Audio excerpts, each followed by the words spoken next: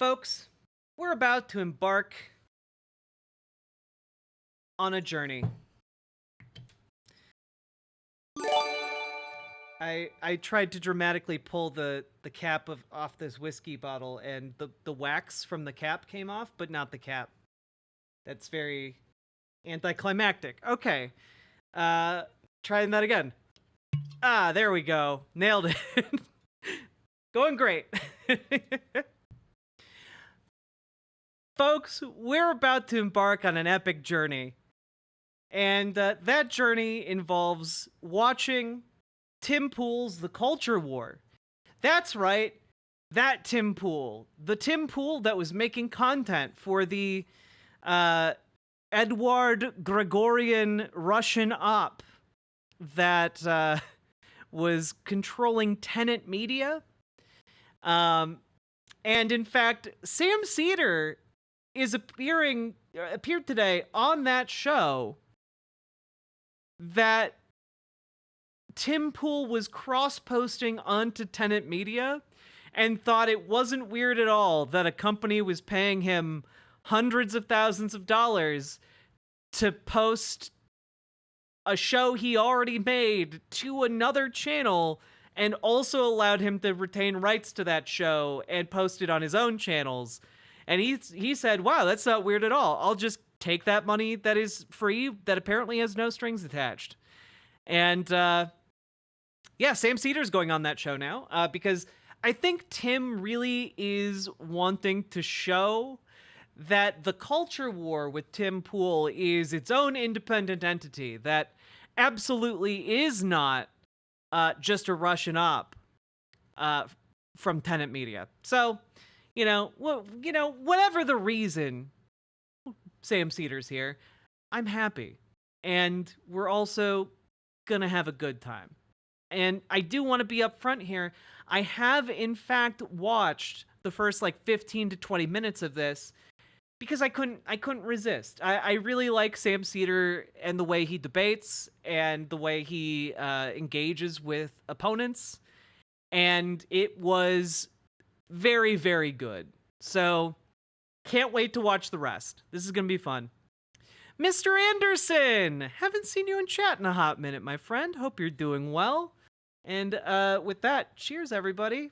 We about to get a little tipsy.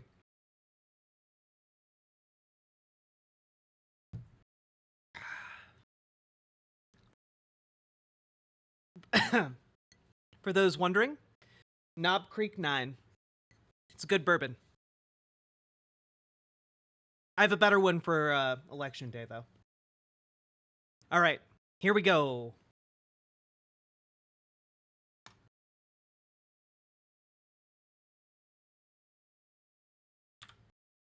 I like it. He's got his... Sorry. Seder, welcome to the show. Oh, thank you. That's a good one. I like it. He's got his own beanie. That's right. 20 years? What's that? 20 years? Is that... 20-year anniversary. This is actually a Can we just take a moment? Can we just take a moment? Sam is so precious. Sam is so precious. Look at how big that goofy smile is. Look at how big that goofy smile is. He woke up at 4 o'clock in the morning to catch a flight to Tim Pool's compound. And the entire time he was like, oh man, I'm going to wear this hat the second it goes live. It's going to be so good. a gift for you. Oh, right on. There you go. Yeah. I went to a restaurant for breakfast today and there was an old guy that was very visibly annoyed by my presence but didn't say anything. I just sat there smiling and eating my breakfast. Made me happy. Well, Catalina Gearbox, I'm glad you had a good breakfast. The absolute flex here, though, of putting the hat on the second the show goes live and then giving it to Tim after he's already worn it. Excellent. That's an alpha move right there, okay? In the Red Pill Pua communities, that's pickup artist community. That would be known as establishing dominance. Yeah, I'll put it on the shelf. See all the weird knickknacks that I have? Yeah. Well, that's actually for your baby. Oh, thank you very much. Congratulations. I understand. Oh, okay, wait. Tim Pool does have a family? Okay, because I genuinely, when he started talking about taking more time for his family, I couldn't tell if that was more time to, like, go out and, like, find a woman to date, or if he was genuinely, like, if he already had a baby on the way or something. That you're expecting. Is that right? Absolutely. Yeah. Nervous. I hope you're getting sleep. Oh, I think I got 6 hours tonight. Well, I'm saying, is your baby born already? No. Oh, Coming soon. I'm talking about when your child comes. Oh, yeah. Well, I mean, what little sleep I already get probably will be less. All right. Well, there you go. Oh man, he's dying inside. Sam's already cooking him. Step 2, establishing even more dominance. I've already been through the trenches of sleepless nights with the baby. Right on, man. So we'll start light. What do you think is going to happen? I mean, the election is Tuesday, but people are already voting. No, wait. We got to talk about what am I doing here? Well, sure. I was going to start Light? light, but you can go with whatever you want. No, I mean, it's light to me, but like what? I thought I was banned. Didn't you say I was banned and blacklisted? Maybe. I don't know the specific. Oh man, it takes him so aback. He needs to recalculate the entire conversation and like what this dynamic is going to be already. He's already so thrown off. 75 years old vet here, Jack. Have you seen the Kamala in Chains video at the Mount Pleasant Halloween parade? 'Tis sick as hell. Oh, I didn't know there was a video. I thought there was just a I only saw an image of that, I guess. God, okay. Well, if someone reminds me, like if we take a break, which we surely will at some point in here, we'll take a look at that because I did not know there was a video. That I guess Republicans are still stuck on like you know.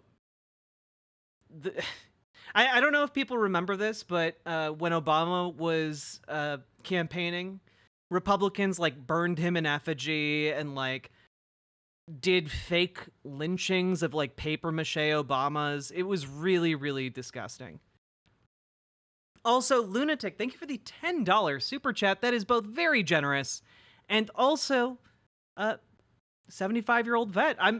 I love seeing people of all backgrounds and all ages watching my show. So I'm glad I'm making content that's interesting to you, my friend. Thanks for being here. Specifics. You have to. There's something to that effect. Well, I can send you a link, Yeah. but I got like I teed it up here. It's hard for me to remember verbatim everything I said, but Let's see what do we got here? I would. Wait, okay, so this was one of my questions I had, right, when I started watching this. Did Sam bring his own laptop with a bunch of queued up clips to play on Tim Pool's show? Is that what happened here? Because that's such, again, like, we're talking, like, Tim Pool usually has the advantage of being the only one with a computer in the room. And the fact that Sam brought this, has everything queued up, absolutely nailing this. Absolutely nailing this. Because suddenly, it's not Tim's show. It's Sam's show. This is Samcast IRL. I would say. Oh, I mean, you pretty specifically banned. Did I say no Sam Seder at all? Well, I think so. Here, wait a second. Trouble. Sam Seder's blacklisted by a lot of podcasts. Yeah. Did I say us? I'm not exaggerating. This is not a joke. Yes, there are many large podcasts that have outright said they will. He's playing it through the speakers of the laptop because it's not wired for sound. I did not pick that up when I was watching it because I was actually listening to it. I was doing other things. I'm very busy. Never work with him and has nothing to do with being afraid to debate him. Sam Seder's off the list. This guy is a manipulative, lying con man. I mean, that's why pretty Congress strong won't do stuff. anything to do with My confusion comes from did I. Sam Seder has the heart of like a radio shock jock, but if like they found like a soul to like guide their hijinks, you know? Like that's like Sam Seder's leftist ethos, and it's so good. I say I would never have you Don't on. want to have anything to do with him. And that's why Sam Seder makes all these videos and he focuses on drama. I mean, the man's obsession with Dave Rubin is laughable. I agree with that to this day. Oh no, I actually I have a Did I say real reason for that. Did I say? Yeah. Did I, Also, fun fact, I don't know if you guys know this, but I have actually met Sam Seder. I have actually interacted with him directly. I doubt he remembers, because I was in a group of like 3-ish, 4-ish people, and it was like a meeting for something else. Yeah, it was. He was really nice. He was really out of it, but he was also like really no nonsense. I like him a lot. Did you swoon? Internally, yes. Outside, I was cool as a cucumber. Of did I say course. I would never bring you on. Oh yeah, you did. Okay, I might have. I mean, I don't know if I have that Yeah, specific in the course of like my organizing work. Yeah. video teed up. I political might though. I may have. I usually, if I get like heated or something, but I tend not to be as definitive on things like this. Well, it wasn't just that one time too. When you went on Patrick Bet-David's show, you said the same thing. Well, but you know it's true. What's true? There are a lot of big shows that have blacklisted you. Oh, I have no doubt. I have no doubt. It's not about you. Nobody wanting to debate you. I mean, the first thing I asked was like, let's talk about the issues, and you immediately pulled up drama. That's Well, kind it's of not drama. I mean, I think everybody wants to know. It's like a weird. I mean, Is it drama, or is it like a weird elephant in the room you have to address because you've talked about not ever wanting to talk about Sam Seder again since he embarrassed you because you were talking about Marvel's Endgame or Avengers Endgame, and he was like, "What is this kid shit? Please talk to me like an adult." You know, if you, I used to be a script writer, and if you put a loaded gun in the first scene and you don't resolve it, people are going to be distracted. So this way we can just deal with this, get that out of the way, and then move on to stuff that is more, I think, like substantive. yeah. But that's it, right? It's not my business to tell other shows that have brought it up. But No, I'm not concerned about other shows. I know what. I'm just curious. What am I doing here? what are you doing here? Yeah, I decided to have you on. I don't know. I figured there were probably misconceptions you had about me. I think that a lot of what you think about what I say comes from clips and not the actual show. So there's like, like Sam has completely thrown off whatever plans Tim had for the conversation. It's honestly great. don't really have conceptions of you. This started Yeah, instead of Chekhov's gun though, it's Chekhov's Sam. because you said something that was untrue about my Nailed it. position on the death penalty. And I was like, I think Sam saw. Dude, no, you're in favor of the death penalty, Tim. I've seen him go through this circle of logic so many times. Tim Pool has advocated for the death penalty to be used. That is undeniably undeniable. Saw a clip that someone pulled out of context and didn't actually hear like my 2-hour diatribe on.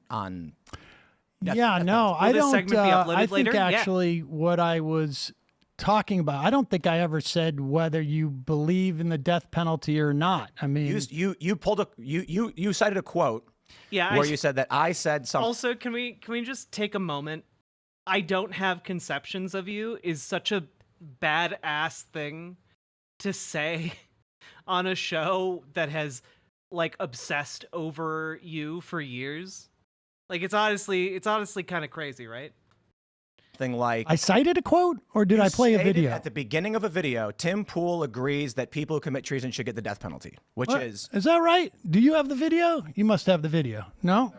Oh, wait a second. and I just went, holy crap! And Let me see if I got it, because I'm pretty sure I remember this. It was in the context of you suing Kamala Harris, and so and here- you here's were the on issue. with Laura Loomer, right. and you said the words, Here we go. people who get the death penalty, people who Even Tim's like, oh man, here he goes. He bothered to memorize it. who commit treason should get the death penalty. What's the context of that sentence? What's the context of that sentence? Right. So there's a clip. Yeah, sure. I said this group of people should die. What's the context for that? As if there's context that will make that better. That's 5 seconds long. Oh, no, but I watched the whole rest of it. Like, I know you went back and forth, but it was so weird because you should really, if you can find this and put this up, because what I found fascinating about it was that you literally did say on multiple times in that going back and forth, because apparently what happened is you got in trouble at one point with, I don't know, some streaming service about people calling for the death penalty or whatever it was. I don't know the background of that. YouTube says you can't call for the death penalty as a legal mechanism. Okay. And so she brought up, I think these people committed. Can I just say it's incredibly funny that off the top of his head, Tim Pool is like clearly has had to engage with YouTube terms of service around calling for the death penalty so many times that he just rattles it off. Like it's just buried in the upper level of his subconscious at all times when he's doing his show. Committed treason, they should get the death penalty. And you said, well, I don't know if she said, I think well, she I said, don't care what she said, really, for this sake. But I'm quite sure you said, if you commit treason, you should get the death penalty. Now, right now, what words are you missing from that sentence? Because it sounds like you just heard a clip. No. I watched the whole thing. Okay, well then, and why then are you, at why are one you, point so afterwards, okay, so let's pause. Let's pause. We'll break this down. We'll break this down. Sure. Is it currently codified in law that if you commit treason, you are out, the penalty is death? What do you mean by codified? Like, is U.S. law states that the penalty for treason is death? Not necessarily, but it is one. It is, right. The penalty for treason is death. This is like watching a man try to this is like watching a man who's like, you know what? I think I can swim against the current over at Niagara Falls. I think I am a strong enough swimmer to doggy paddle my way against the current at Niagara Falls, right on the top of it. Okay? I think I can do it. And you're like, I don't think you can do it, man. And he's like, watch me. And then he jumps in and he's just like trying with all of his might to swim against the current, but like he's still being swept inevitably over the falls. Like that's the feeling I get here. That's the feeling I get. Like Tim is trying so hard right now. What is the penalty for murder? It varies. It can Right. be, It can be the death penalty. Exactly. Correct? So it's the exact same dynamic as treason. Yes. So if we're talking about, in that context, people levying war against the United States, to which I said, I don't believe any of these people committed treason. Correct. Sedition would be trying to undermine or cause damage to the government. Correct. Treason, That's not the issue. Right. And so the context of that conversation is, one, I don't agree with the death penalty. And in no circumstances, I But you did say the words, if you committed treason, you should get the death penalty. There's really no way to wiggle around this, and goddamn is he trying. But like you're saying a prescriptive statement. You're saying if somebody does X, they should Y. You know, like that should be the inevitable outcome of doing X.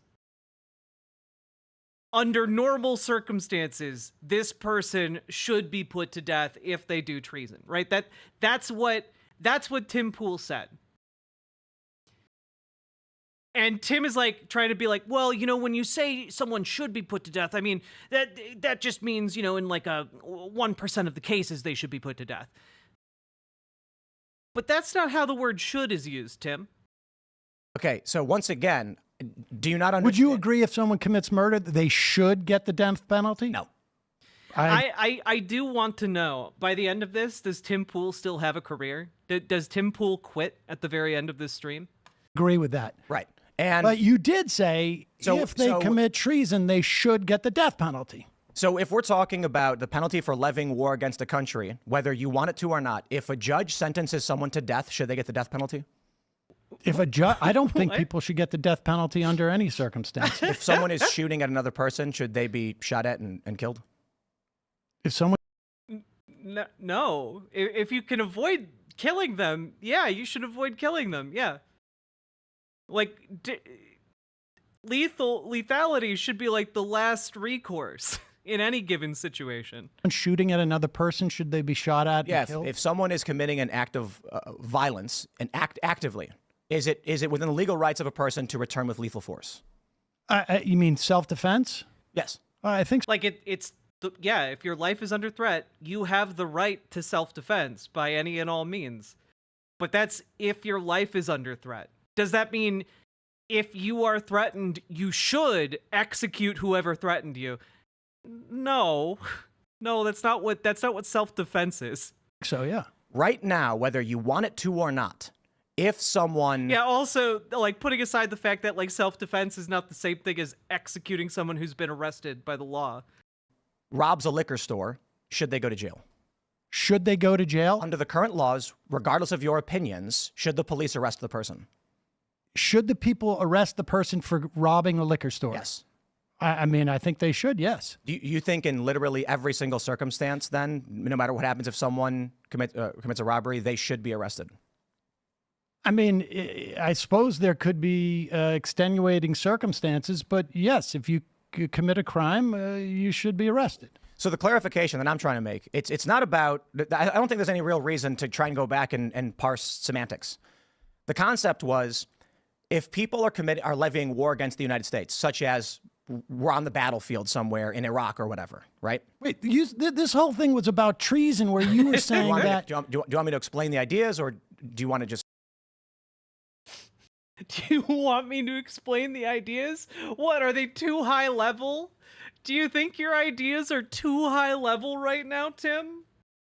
Oh no, Sam Seder. Wow, what a fucking nightmare.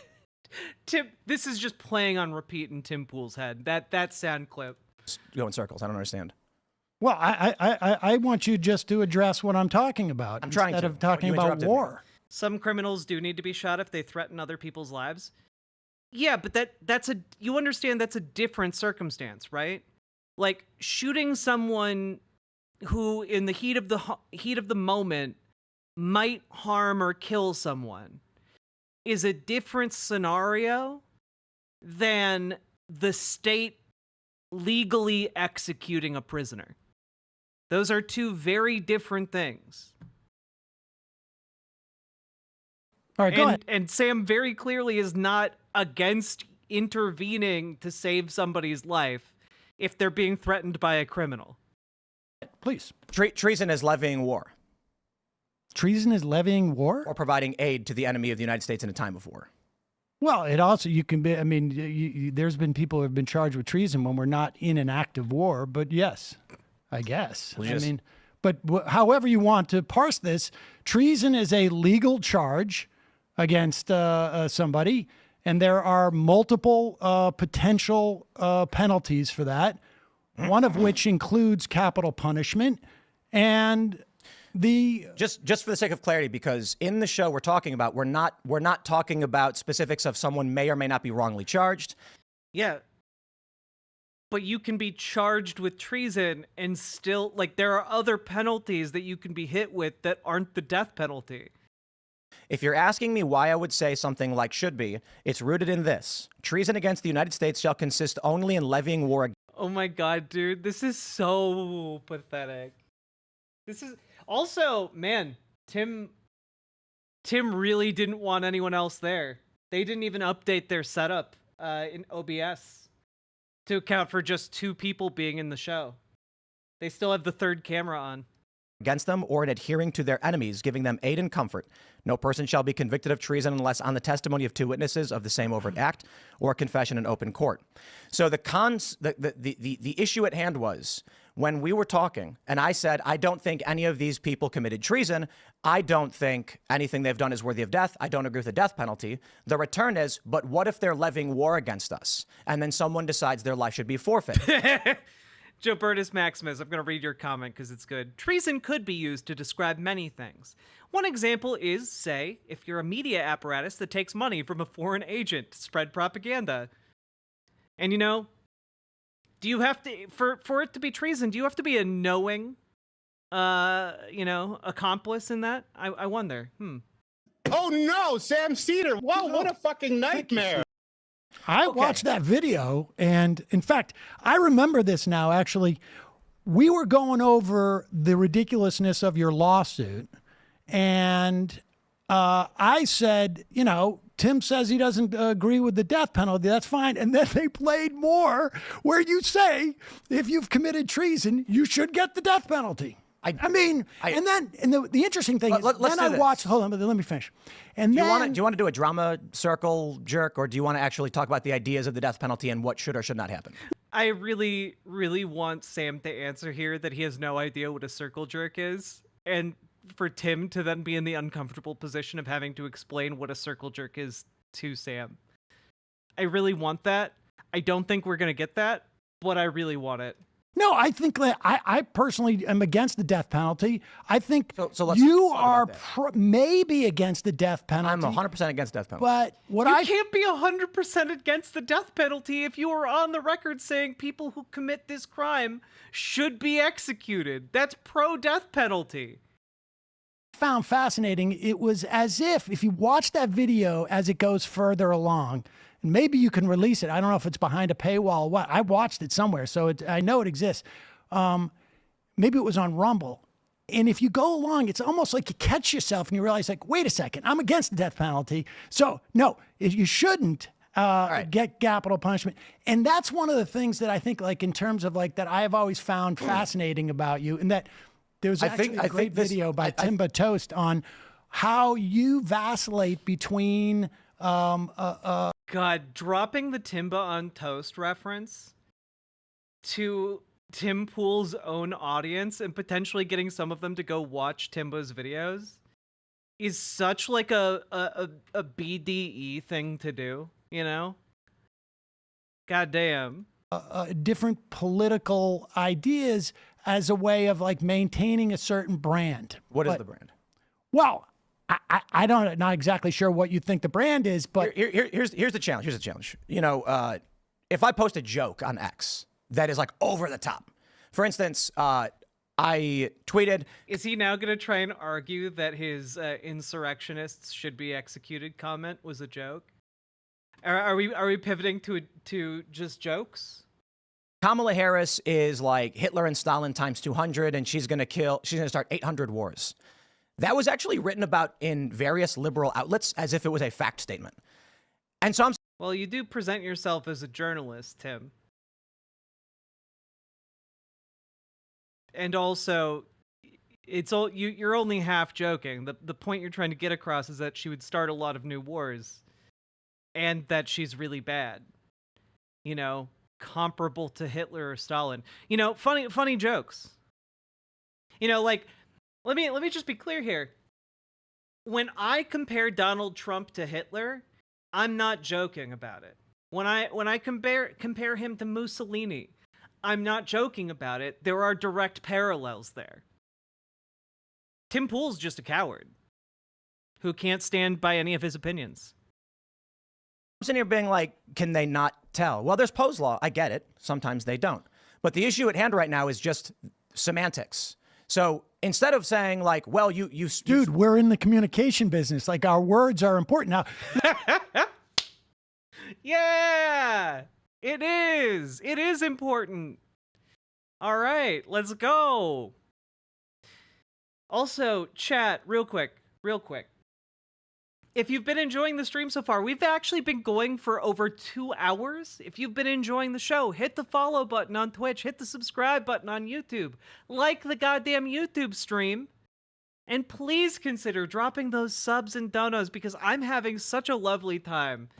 But this election season is rough as hell, and this show is only made possible by the kind contributions of people like you. So please consider supporting stream with your subs, your donos, your super chats, etc. 2 hours already. 2 hours. Time flies when you're having fun, you know? Honestly. The Colonel Flanders, thank you for coming over to riverboat.gg. You covering the whole debate tonight? I'm going to do my best. We'll see. We do have a lot of other things to get to, but I don't know if he's on the entire time. He might be on for the entire 3 hours. So if he is, we are going to cover the entire thing, and if you are too tired to make it through to the end, don't worry, I will be uploading it as a segment over on YouTube. So we might break it up into 3 bits for, you know, digestibility. Welcome, welcome, welcome, folks. Also, welcome, Veneroso. Thanks for jumping over to riverboat.gg as well. Got some new white name faces over on riverboat.gg. Also, I'm gonna go change out of this skirt. This skirt is not comfy, and I don't want to sit in it for, the next several hours. I will be right back.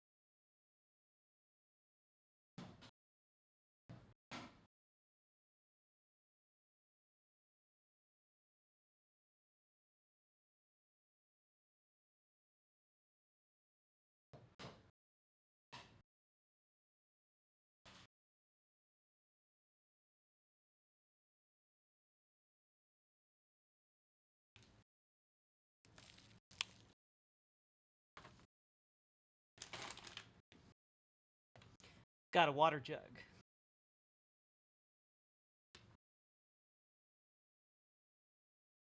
Whew. Whew. All right. Yes, I also brought some pretzels because, again, this is my Super Bowl. This is like everything I want in content. Okay? We doing it live, fam. We doing it live. All right. Here we go. Jumping back into it. My hair's messy. Listen, Sure. I So certainly let me- understand let me- people let me misinterpreting I'll a finish the tweet. point. Believe me, I've been there. I will just say this for the sake of clarity. Right now, regardless of my opinions on law, should the law be that someone will receive the death penalty, then they should receive it. I oppose it. But it doesn't necessarily, the treason, the punishment for treason is not necessarily the death penalty any more than it is with murder. All right, so let's just try and... Why would you ever say, if you're So against this is, death once penalty... again, misconception I'm trying to get past, so let me explain. Okay. In the circumstance where Wait, where the fuck did the live meme even come from? I think that was a what's his face? Papa Bear. What's he called? Not Bill Maher. Not Bill Maher. Bill O'Reilly. The other awful Bill. someone has That's committed a conservative. death-worthy trespass, I oppose the death penalty. I would advocate against it. We recently had a big case where there were two instances where people were put to death. One guy, the family even said it shouldn't happen. They had cut a deal with the prosecutor. It still happened. And that was, I believe it was, who was that? That was Missouri. And a lot of people who watch my show were quite outraged that a family would say no. But the issue at hand is I don't assert myself over the rest of the country in law. Genocide of the white names. Penny Auntie, thank you for the 5 gifted tier 1 subs. And to answer that chatter's curiosity, here is the actual clip of Bill O'Reilly. That's tomorrow, and that is it for us today. And we will leave you with a... I can't do it. We'll do it live. Okay. No. We'll do it live. Fuck it. Do it live. I'll write it, and we'll do it live. And thing sucks. In 5, 4, 3. That's tomorrow, and that is it for us today. I'm Bill O'Reilly. Thanks again for watching. We'll leave you with Sting and a cut off his new album. Take it away. Incredible stuff. Incredible stuff. Law, which means if the mechanism of the courts is as such, that's what should happen. I will fight against it. That's the semantic misunderstanding. Oh, So all right. let's just put it like this. Because you were so offended. I mean, the reason why I thought I was here was because you were so offended that I said you were against the death penalty. You said I was for it. And I got confused when you said someone should get the death penalty Under a mechanism for of treason. law that I oppose. Well, you never said those words. But that was Well, you see, Tim meant a very specific thing that you were supposed to guess by reading his mind when you watched the segment, Sam. It was the whole conversation. No, actually, it wasn't. Literally was. We could play it. But I mean, look, how about... Oh my god. Yes, No white please. names left behind BWA. Very knifey, Doug. Thank you for gifting a sub to Veneroso. That's true. Chatters together strong. But I have no doubt that Sam has this entire exchange keyed up on his laptop right now to play it. And I hope it winds up happening. How much of this have I missed? We're only 13 minutes in. It's so much more left. We just, instead of going back and forth and saying it was this show where these things were said, we lay it out on the table. There it is. Okay, there. Death penalty should be opposed. We agree on that. The government is a failed arbiter of who should live or die. This mechanism doesn't work at an institutional level. I don't know that anybody is a arbiter of who should live or die, but yes. Excuse me. There is some context that is more challenging, such as if a man pointed a weapon at your children, would you decide that he should die? I mean, if someone pointed a weapon at my children, I would attempt to do whatever I needed to do to stop them. But that's different Up to and than including lethal force. I mean, if that's what it took, of course. So that is you making the decision that you will take action which may lead to the death of an individual. Oh yeah, I mean you know. I have a little thing to play for you guys right here. Should he start locking them up? No question. Should there be lists of Democrats that need to go to jail? 100%. And the reason for that is they've committed crimes. We need to make sure that when Donald Trump wins, we've got an attorney general, a deputy attorney general, a head of the CIA and the FBI. Kash Patel would be fantastic. We can have attorney general. There's some names floating around. And then they can start having their investigators and the feds issuing subpoenas, pulling up evidence, and with real evidence, bring them to judges for warrants. Then these people can spend three years of their lives fighting tooth and nail for the crime against the government for crimes they committed, and we can prove. Yeah. And the reason why we put them on trial is that we can show the whole world we will uncover what you've done. We will make sure everyone knows, and you will be held accountable for it. Not just jail, they should get the death penalty. You know, we actually used to have the punishment for treason in this country. Should Democrats be in jail? No question. So that's all the context leading up to the Tim trying to justify Laura Loomer's bit by saying insurrectionists should be killed. Amazing stuff. The context actively makes it worse. I would suffer the consequences, but I don't believe in general that that in capital punishment. I mean, that's not capital punishment. That's I agree. I'm just saying self-defense, or in certain circumstances, a person will decide someone may be about to die. And there's other issues, of course, like whether to render medical aid is a different circumstance. If someone is already dying, then there's if someone is in peril but you can't save them. But in terms of a human being making an active decision to end someone's life, there are many circumstances where someone will decide that they are the arbiter of that decision. Yeah, but you understand, like, the circumstance of execution and the circumstance of, like, self-defense are completely different, right? Like, you're moving the conversation away from the core point here because you're uncomfortable with your position on that core point. Police officers do it every day. Soldiers do it every day, and often regular people. We have the Penny trial in New York right now, where they've got the trial going on for the Daniel Penny in New York, where he put that guy in the chokehold and the guy died. He made that decision at that point. He killed the guy. He did. Is Tim Pool's point here quite literally that people can make choices that result in somebody else losing their life? Because, yeah, duh. That's not profound. He did. And he made that decision for whatever reason. I am going to apply this technique to this man, may result in death. So at a certain point, someone makes that choice. The question then is, do we agree that the choice was necessary or that they were backed into a corner? And that's a difficult decision. So I would just put it this way. I think in a perfect world... This has nothing to do with capital punishment, though. It's about whether someone chooses someone else should die. Right, but that has nothing to do with capital punishment. Good job, Sam. They share capital punishment is definitionally a punishment that is put out by the government, as opposed to, an individual's decision as to whether or not they're going to apply lethal force to somebody. It has nothing. I've decided that anytime Sam gets Tim back on track, I'm going to play that sound clip. Whenever Sam brutally corrects Tim, I'm going to play that sound clip. And every other time I play that sound clip, I'm going to drink some whiskey. Let's go. And do it. You would never say they're literally that Penny provided capital punishment to that guy on the subway. Yeah, that wouldn't make sense. That argument.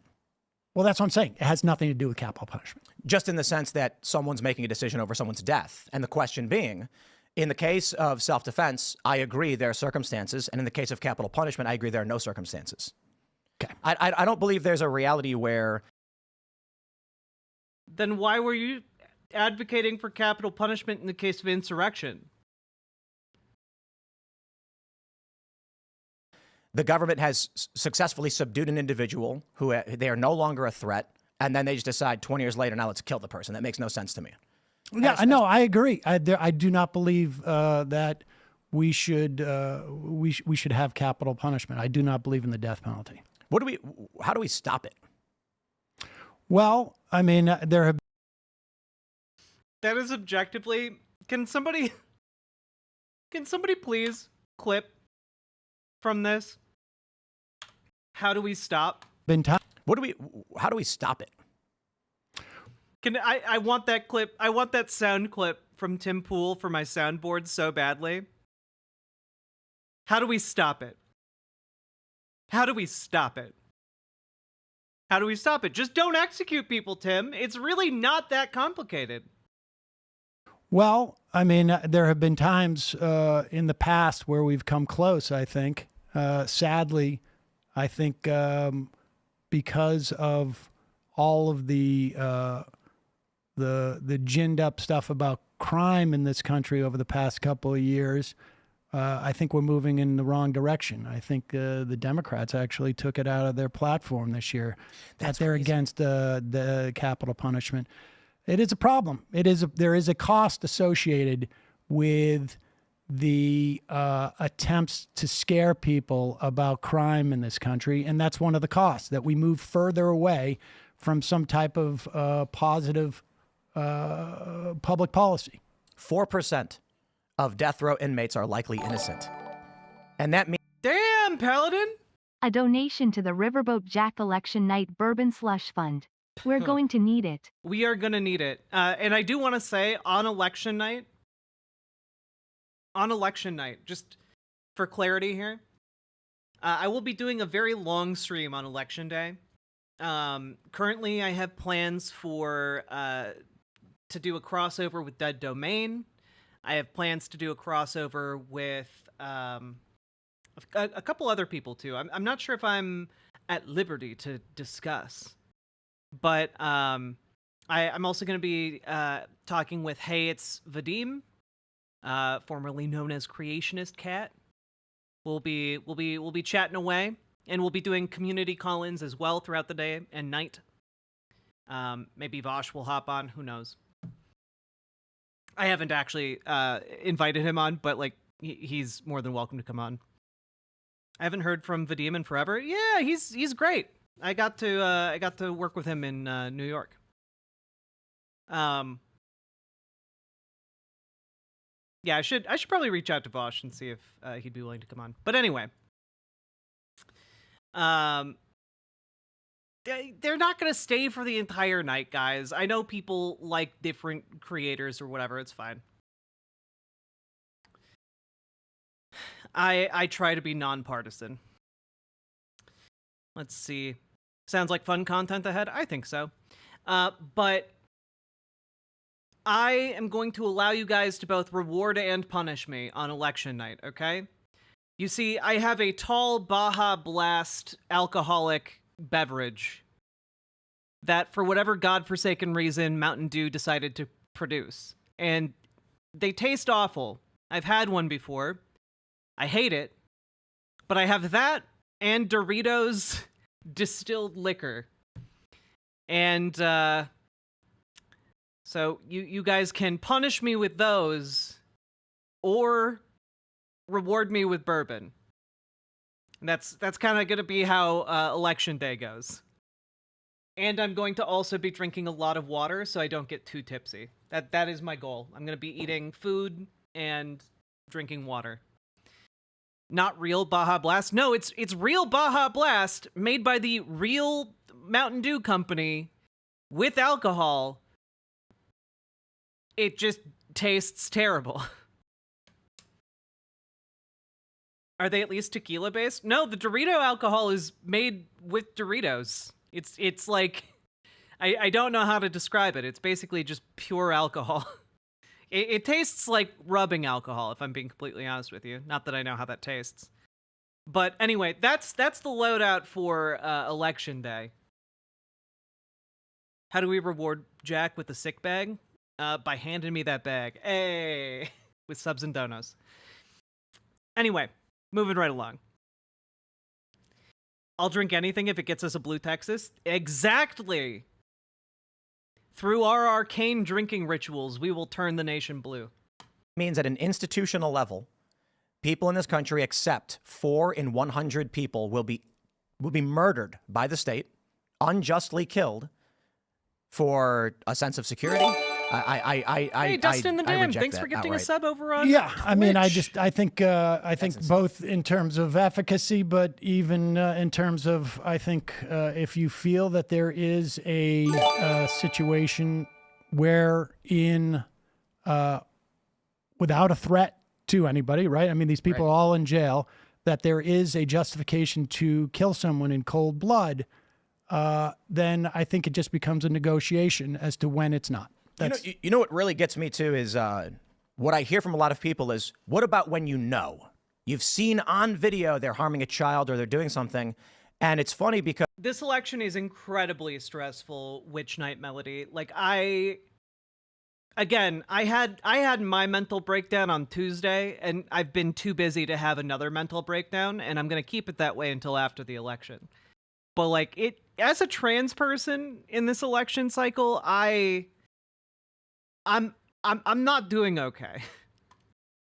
You know? Because in a circumstance where an individual literally witnesses a crime happening, it's easy to say, sure, we can, like if you're out in public and you see someone committing an egregious crime that is going to cause great bodily harm or death. But why does that justify an institutional, national level mechanism by which the government can decide that someone dies?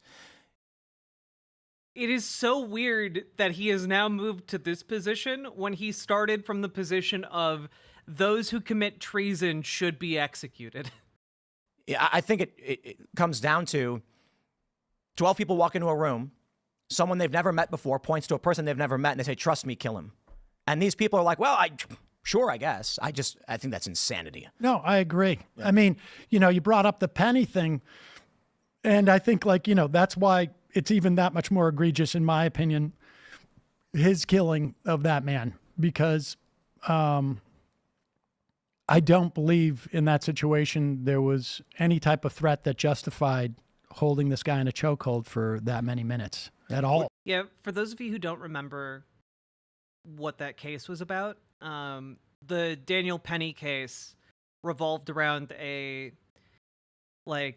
homeless man on the subway, agitated, and a random bystander put that homeless man in a headlock and choked him out for 8 minutes, and then of course he died. It's he just one citizen murdered another one, and for some reason conservatives act like it's morally complicated. It's not. Frankly, for that matter. What do you think the penalty should be? Do you think they're charging him, I think, with negligent? Is it negligent homicide? I'm not sure. I mean, at some point in there, intent comes in. I think there has to be some level of intent if you choke someone to death. At the very least, I would imagine manslaughter. But, in general... I thought it was a cop, not a bystander. Nope. It was a bystander, not a cop. As a rule... like a former Marine, I think. I don't really parse out court cases. I mean, if there's a charge, as a matter of public policy, there are instances where I think that people should be charged. But beyond that, then I just, I didn't even watch the OJ trial. I'm curious about your thoughts. I have so much respect for Sam. I haven't watched the OJ trial either, but that's because I'm a babby. Thoughts on this story. This is from NBC News from 2021. Police say riders didn't. Okay. Twitch chatter that just commented, it was a former Marine. I remember that incident. Yeah.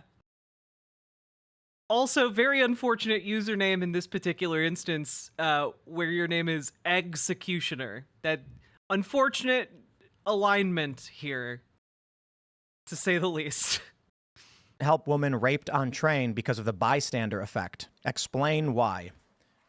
Does the bystander effect explain why? Philadelphia police said riders did not call 911, instead held their cell phones up in direction of the assault.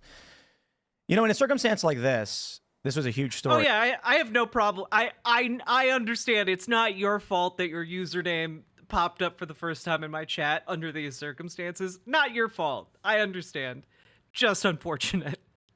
Also, any mod of Kevin Logan is more than welcome in my chat. 40 minutes, a woman was harassed by a stranger on a public train and then raped while bystanders just watched. What would you do? Like, what do you think a person should do in a circumstance like that? At the very least, Wait, I remember this story. Why do I remember this story, guys? Subway rape. Bystanders didn't call 911.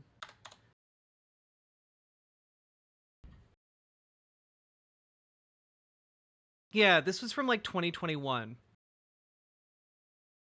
And happened late October.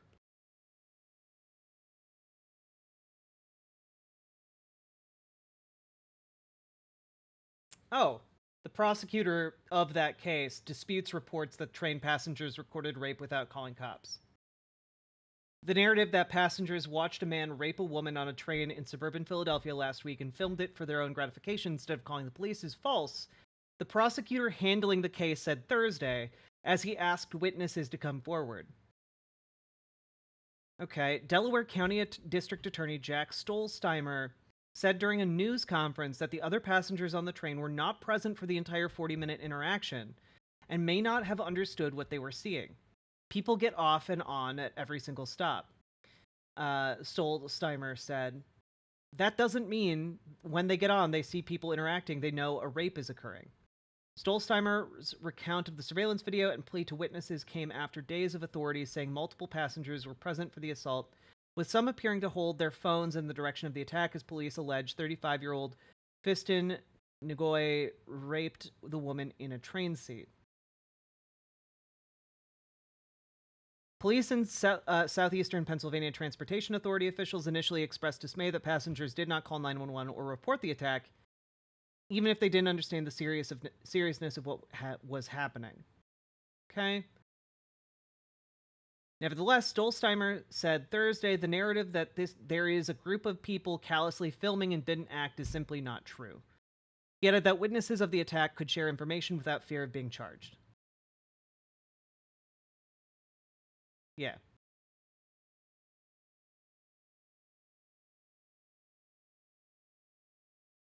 Surveillance videos showed two passengers holding up phones toward the assault. One of those people provided video to authorities as part of the investigation.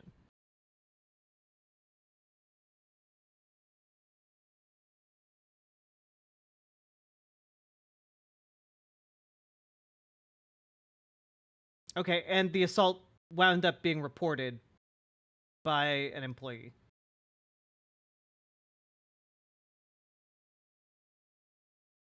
Yeah, an off-duty SEPTA employee was one of those 10 people. That employee alerted SEPTA police because he believed something wasn't right with the interaction. So, that being said, like, even the phrasing of this implies that, like, the employee that did wind up reporting it wasn't entirely sure that it wasn't, like what he was seeing, you know? So, like, this story is not accurate the way that Tim is telling it anyway. Like, it's not like there's just a ghoulish group of, like, train enthusiasts watching this unfold. I would call 911. That's correct. Yeah, right. Nobody did. And over the course of 40 minutes, I'm not familiar with this story, but if I watched someone being assaulted, raped, and then or raped, yes, I would intervene. I would push that person away. I would attempt to stop them from raping that person. Sam Seder has now officially cleared the lowest possible bar of being a good person. I would like to hope anyone would be in a similar position there. I think anybody should. What has that got to do with this? Well, we've got two extremes, I suppose, right? With Neely, you've got a woman who said that she felt like her life was in danger. Is one of the witnesses. Well, we've seen that. I mean, there are people all around there, and the idea that she felt like her life was in danger. I mean, she's not communicating that to the guy, to Neely. B, he said it was quite clear. It was quite clear that I don't know, minute 2, minute 3, minute 4, that. Okay, wait. Benjamin Kessler. I don't know if you've watched any recorded trial. They seem kind of boring. Counterpoint. This is one of the best moments of any court case of all time. Okay? Right here. You guys have all this stuff and you say we didn't give anything. Mr. Jones, you know how an iPhone works, right? You've had iPhone text messaging for several years now. Yeah. What does it mean if the messages are in blue? Whose messages are those? Whose phone is this taken from? I don't know whose phone's taken from. I mean, I turned the phone over and said, take the stuff off. Can I have you look in the very bottom below the very bottom left corner? Is that your phone number? Yes. So you did get my text messages. And it said you didn't. Nice trick. Yes, Mr. Jones. Oh. Indeed. You didn't. You don't know where this came from. Do you know where I got this? No. Mr. Jones, did you know that 12 days ago, your attorneys messed up and sent you an entire digital copy of your entire cell phone with every text message you've sent for the past 2 years, and when informed, did not take any steps to identify it as privileged or protect it in any way. And as of 2 days ago, it fell free and clear into my possession. And that is how I know you lied to me when you said you didn't have text messages about Sandy Hook. Did you know that? I told you the truth. This is your Perry Mason moment. I gave them my phone, and then. Mr. Jones, you need to answer the question. No, Did you know this happened? No, I didn't know this happened. But I mean, I told you I gave the phone over. Just and answer you the said, question. You said in your deposition, you searched your phone. You said you pulled down the text, did the search function for Sandy Hook. That's what you said, Mr. Jones, correct? And I had several different phones with this number, but I did, yeah. Well, of course, I mean, that's why you got it. No, Mr. Jones, that's not what happened. My lawyer sent it to you, but I'm hiding it. Okay. Mr. Jones? Mr. Jones, that? Please just answer questions. There's no question. Mr. Bankston also only asks questions. Sure. Mr. Jones, in discovery, you were asked, do you have Sandy Hook text messages on your phone? And you said no, correct? You said that under oath, Mr. Jones, didn't you? I mean, if I was mistaken, I was mistaken, but you got the messages right there. You know what perjury is, right? I just want to make sure you know before we go any further. You know what it is. Yes, I do. I mean, I'm not a tech guy. I told you, I gave in my testimony the phone to the lawyers before, whatever, and so you got my phone, but we didn't give it to you. No, Mr. Jones, one more time. And please remember, if you need to assert the Fifth Amendment, you can. I need to know that you can do that. But you testified under oath previously that you personally searched your phone for the phrase Sandy Hook, and there were no messages. You said that under oath. Yes. And you lied when you said it. No, I did not lie. Oh, God. All right. Anyway, one of my favorite court clips of all time. That was incredible to see unfold. Lawyer really won the lottery there. True, but also Mark Bankston is just a goddamn good attorney. All right, let's head back here. I just a fun little diversion, okay? What a cheeky bastard, right? This person is not going to end up killing that person. I would imagine that if this guy we were watching the clip because someone was like, I would never watch a court case because they're boring, and I was like, except for this one. To assault her anymore, Neely could have pushed him away, or they could have held them down. But a chokehold is a lethal thing, and he held it for minutes. Do you think that you would wait until the woman was being raped before you would intervene? Probably not. Can I just say that, like, it's really weird that Tim Pool took essentially like I didn't advocate for the death penalty and then took it to rape case. Like, what a weird pivot. Like, honestly, kind of gross.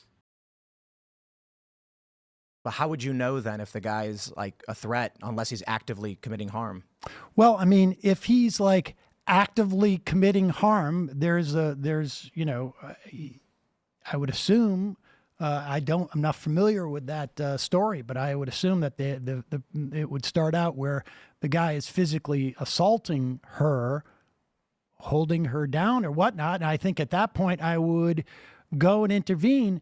But I think the problem in this instance, and again, like, the guy's been charged. Yeah. Do you suppose, like, in Tim Pool's worldview, like, rape is just like a guy walks down the street and then like trips and like his junk just like falls out and like it's just like an instantaneous act, as opposed to like something that takes multiple steps to arrive at? That's basically where my interest, I move on to other things. But in an instance where you're putting someone in a chokehold, which again, he's trained. He's a Marine, right? Yeah, he must know this is a lethal thing. You're putting someone in a chokehold for 5 or 6 minutes. I think that's a problem. Yeah, I mean, for me, I have no idea. I see both stories, and it seems like they're both on. Wait, you have no idea when you'd intervene in a sexual assault in front of you, Tim? The ends, right? Jordan Neely didn't do anything. People may have claimed they have felt threatened. In this regard, it's a woman who was quite literally raped. In one instance, you have intervention. Well, people aren't even calling 911. I mean, I don't know what's going on there. Yeah, that's absurd. I know, it's a crazy story. I think, there's... I don't think you well, have to have too nimble or nuanced of a brain to say there's a difference between watching someone get raped and not calling 911 and putting someone in a chokehold for 6 minutes. I feel like you all know that was literally the kindest possible way to call Tim an absolute moron, right? It doesn't take the nimblest brain. Like there's a... You can at least call 911. Yeah, That's these crazy. are pretty wide disparities. This is not, That's what I mean, like on the extreme ends. Right. You get these stories where it's no intervention to the extreme degree and then intervention to a person's death. Right. And it's like maybe we don't see the stories of any kind of in between because they're not sensational, right? Like I'm sure something happened on a train recently in New York where someone like the guy was getting violent, he got shoved, everything stopped. You know what I mean? No one, NBC News is never going to carry the story. No. Because there's nothing extreme about it, and so we only ever get these. Wait, default X, the Jordan Neely story, the choking wasn't being done by a cop. It was literally a random guy, not a cop. Edge cases which put people on one side or the other. Yeah, I mean, stuff happens in the subway all the time. New York's been getting pretty wild. I suppose it? it's relative to the amount of crime, but. Been getting wild? And has New York been getting wild? My understanding is that crime has plummeted in New York. What way? There were, I think, last year, like 25 people were pushed in front of trains? I mean, I can tell you that crime in New York City is, down still around historic lows. Oddly enough, he's talking about the subway, but he can't Stay on track. I mean, I'm old, so I remember New York in the late 80s. And Tim Pool does love talking about wow. people being pushed in front of trains. It's like weird. 3 years ago. Sorry, I was wrong. Yeah, it was in 2022, I think. Yes, it was. boo me. I mean, listen, boo me during more. COVID, we had a once in a only get lifetime stronger. Event, hopefully, knock on wood. And a lot of things got messed up, but crime is back down. You know, the only crime that has gone up, which is fascinating, and for all of the BS that we heard over the past couple of years about, you know, shoplifting and smash and grab and all that, do you know what the one major crime that is up? Which one? The most statistically? It's actually shoplifting. Shoplifting went up in 2023, and it is now because it went down during COVID.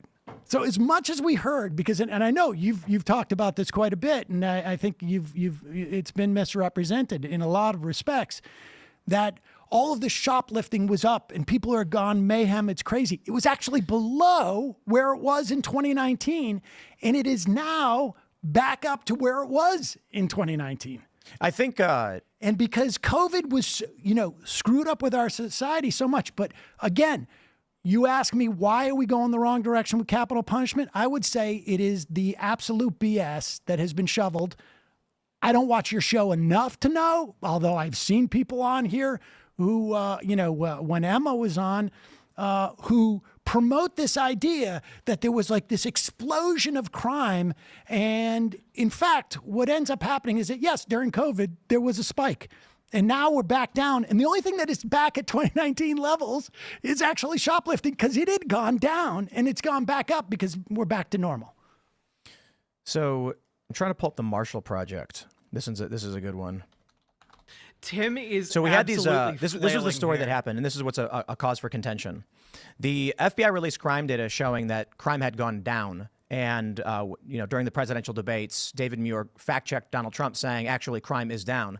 However, recently the FBI released new crime data showing that actually it was up. It was up, I believe, 4.5%. When? What year? The year prior, 2021. That it was up. Yeah. So the latest data that we have. But we knew. No, it was actually 2022. We knew. We knew. Yeah, it was 2022. I'm sorry. Tim is being mogged right now. Straight up mogged by Sam Seder.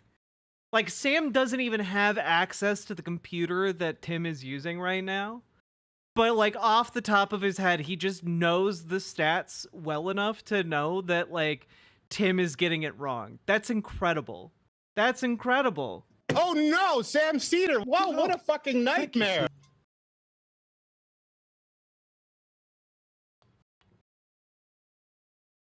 Increase from 2021. Yeah. Yeah. During COVID, in the wake of COVID, 2022 was up because the data reporting was not complete. But if you look at 2023 data, which is now they have got enough of the police departments online that 94 point, I don't know, something of the country is covered, you will find that crime is down in 2023. So do you think, I think one of the issues we had a rise because of COVID, and now it's dropping back down. But again, let's also be clear on this. If you compare 1990 crime with today, it's basically like this. It's just straight down on that. You want to know something interesting? You know what one of the biggest factors in the decline in murder is? Cell phones. So back in the day, in the 90s. Citation needed, Tim. I'm gonna need a citation on that one. If somebody got stabbed, somebody had to run to a payphone to try and call 911, and that created a massive gap between first response and medical treatment. And so around the time cell phones came out, you see a massive... I am sure that cell phones help reduce the lethality of crime. I am not sure that that is the defining... The defining, like... Not attribute. What word am I looking for here? Component of the crime reduction. Drop in murder charges and homicides. people immediately started thinking like, wow, crime is down. And it's like, well, no, look at the crime data. It is down. It is going down, but it's not the same. There's a decline in crime and a sharp decline in murder because now people. Yeah, because like that exactly what Gransom is pointing out there in chat. Crime was already going down prior to wide-scale adoption of cell phones. Like, most people didn't have cell phones until like, I don't know, early 2000s. Like you had like cell phones existed, but most people didn't have cell phones until later. People were instantly calling 911 and first responders were arriving on scene much more quickly. So that's okay. But also the other part was, yeah, I mean, that's interesting. Crime's been going down. Crime has been going down. I mean, you know, there's a lot of theories about it. Like I remember growing up and like, I didn't get a cell phone until like 2000, maybe like 2006, 2007, maybe. And like, prior to that, I had a landline, you know, like, and I wasn't that big of an outlier, you know. That I happen to think it's a function of lead, to be honest with you. I agree. Lead and gasoline. Leading. I love that Tim agrees here, despite just missing the opportunity to talk about how lead was the defining feature. Gasoline and lead regulation. It's another example of strong government regulation bringing about benefits that we couldn't even imagine. I agree. What do you think? I don't understand the mechanism by which lead made crime happen. I saw the reports though, where what? How do you not understand? It's very simple, okay? It's very, very simple. Lead is a neurotoxin. So if you pump a bunch of neurotoxins into the air you breathe, that will lead to brain damage. Like, it's not complicated. It affects brain chemistry, it affects brain structure. And as a result, people with lead exposure tend to have like emotional issues or behavioral issues. There's some evidence to indicate like are more prone to violence or irrationality or, you know, mental illness. Like there's a lot of things that can happen when you introduce lead poisoning in the brain. Soda Eternal, thank you for the tier 2 sub. Thank you for bringing that big BWA energy. I appreciate it. Anyway, it just is kind of wild to me that like, he's like, I agree. Lead in gasoline was a big factor in crime, but I don't really understand the mechanism. And it's like, it's not a complicated mechanism. It's just people breathing in poison. Well, I mean, lead is a neurotoxin, and if you have brain damage, you're more likely to be maybe violent or antisocial. That's crazy. Like in the 70s when we had leaded gasoline and it's just pumping out of all these cars, people are effectively having some kind of effect on their brain that it aggregates, and so if you are living. Tim learning that lead is a neurotoxin in real time is honestly astounding to me. I had a low opinion of Tim Pool, but I guess I assumed like basic levels of competence and knowledge on his part that I shouldn't be assuming.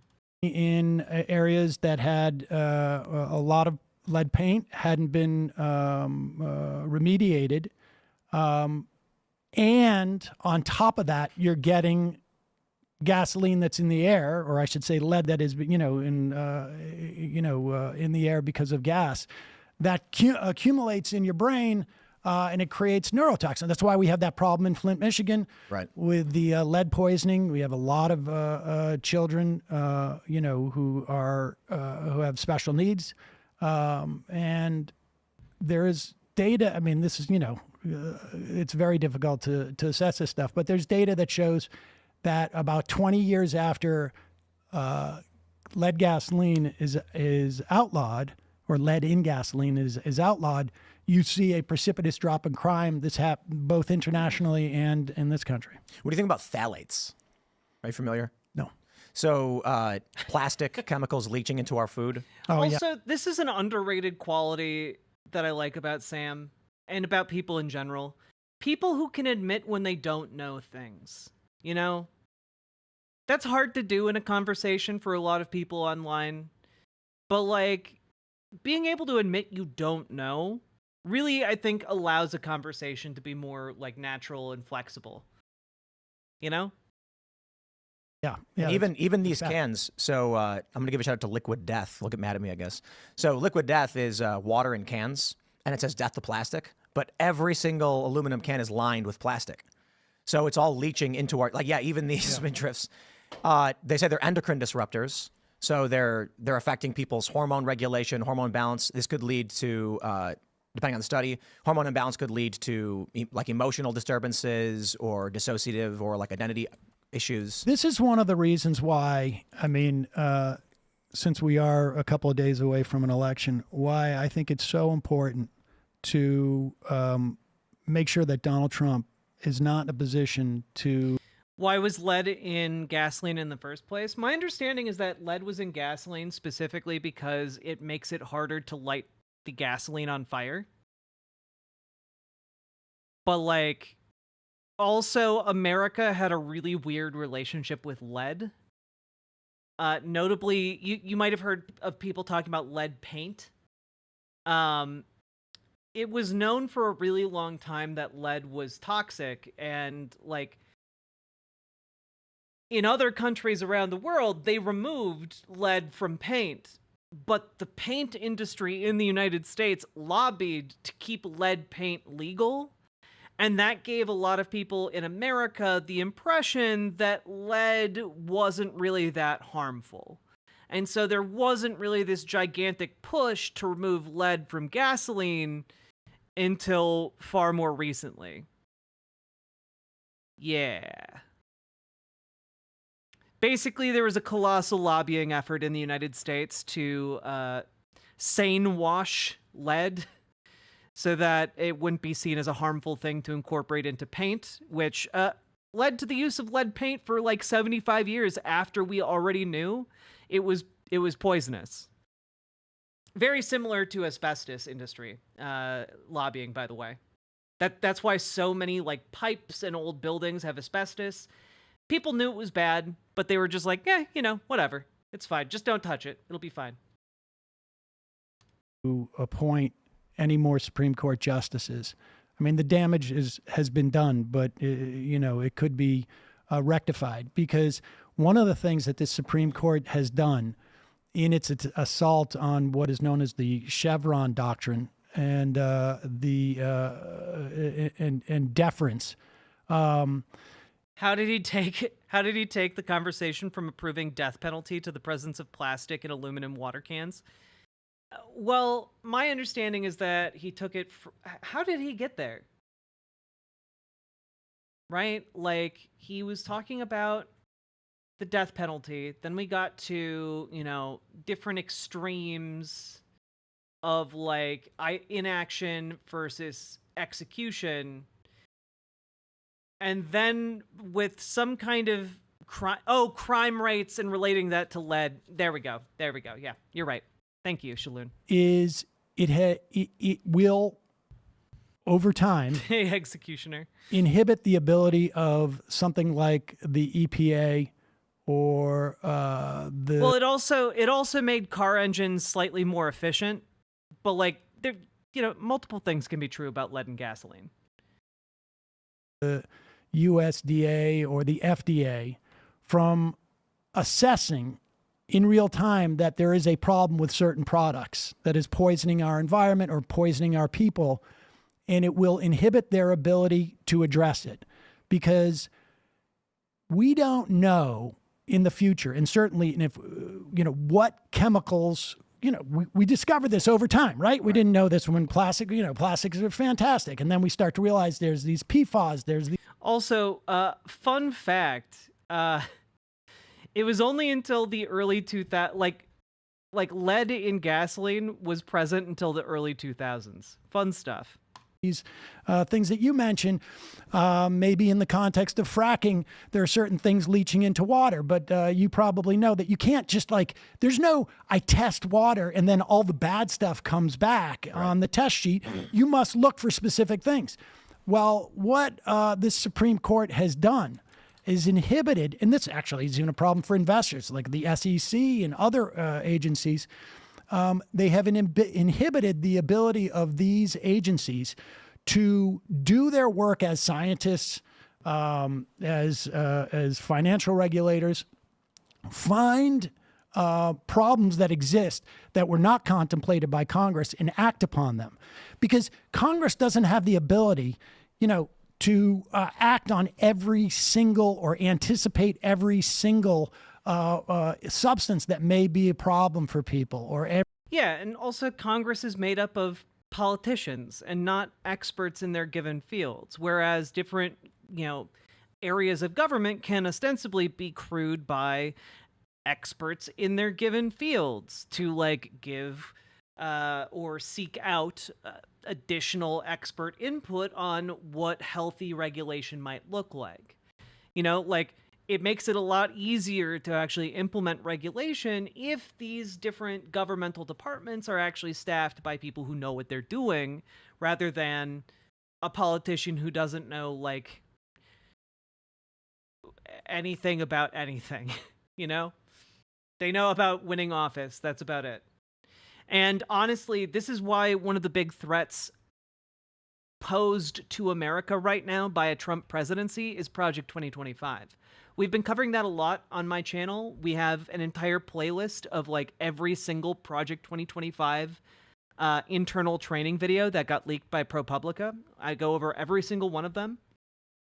And in those videos, they make it very clear that their entire purpose for this project is to get yes men into these bureaucratic appointed positions across the government that would then be able to, gut all of these regulations that currently keep us safe.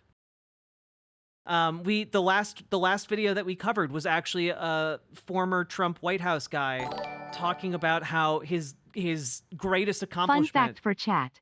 Thomas Midgley Jr., the man who invented leaded gasoline, also created Freon, the first CFC. CFCs went on to tear the hole in the ozone layer. Man, this Thomas Midgley Jr. was quite the mighty inventor. We're done with the Project 2025 vids. We have one more left to go over.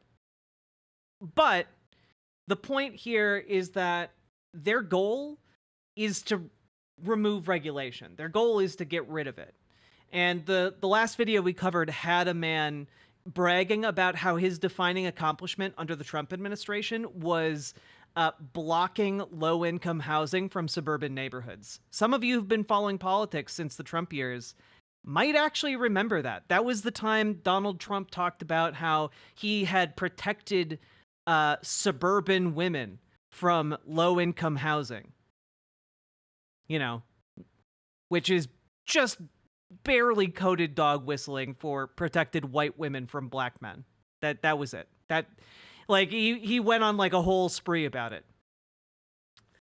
Yeah. And high fructose corn syrup.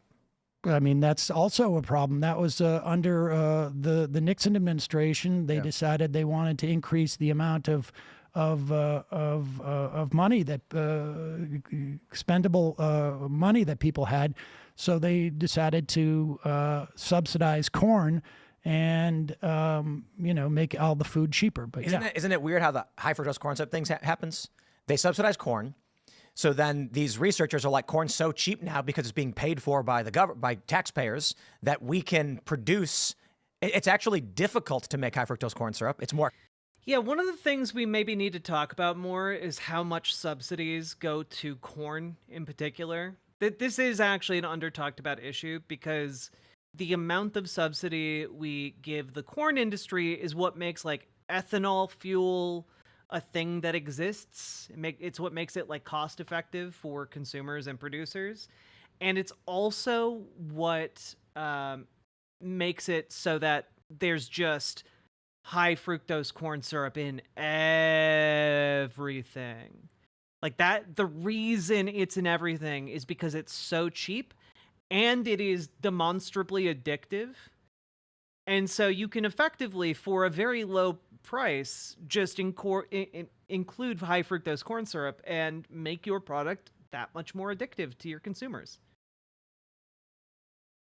Expensive than sugar, but the government subsidy has resulted in 100%. It's also the filler in all our foods. Yeah. I was reading something recently that said that the high colon cancer rate among young people is due to emulsifiers. They're using like Gelen gum and guar gum and these things in dairy products. So, or not even just dairy products, but like to make it seem like it's. Wait, do we have more hopium hoi polloi? Let's take a look. I've been given permission to share details of a new Ohio poll. This is coming from Split Ticket, election guy. I don't know. I don't know who this is. Lakshya Jain. But it does look indeed like...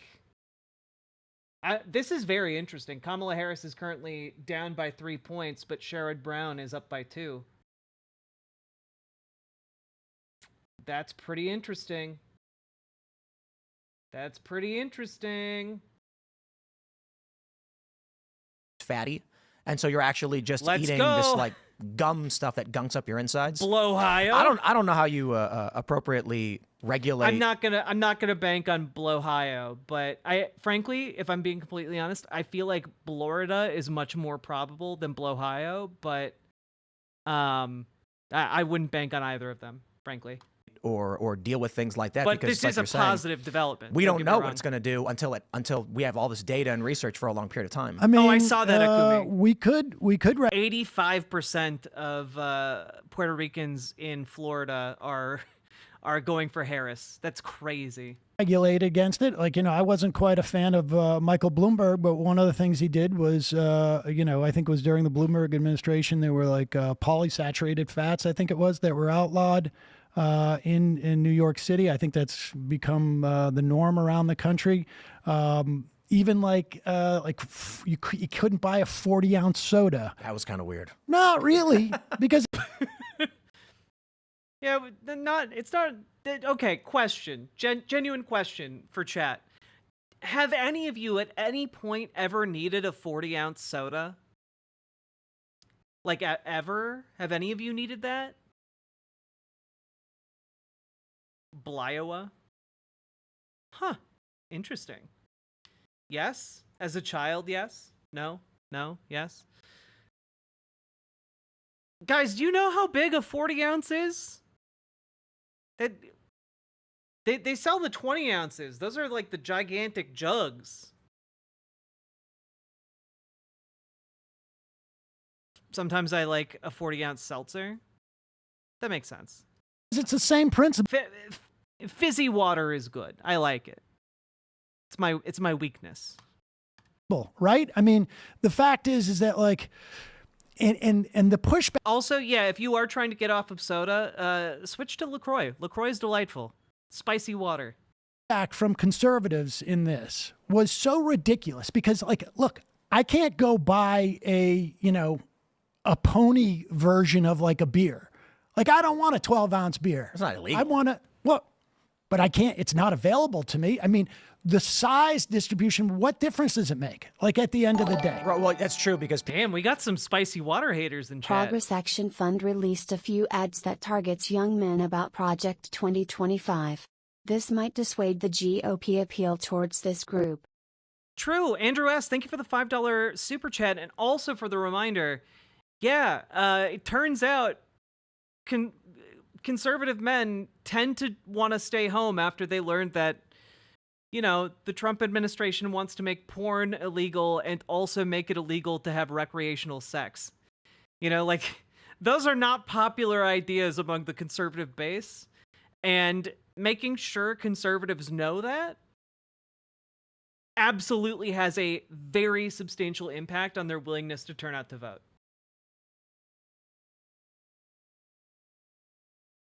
People just bought 2 sodas. It is, yeah. I mean, if you buy 2 sodas, at least you're trying to basically, you're not.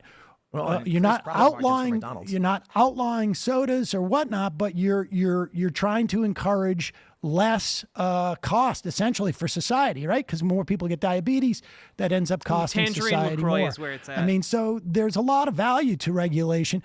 Look, we saw this in the context of light bulbs. The light technology we have in here, right? All these LEDs.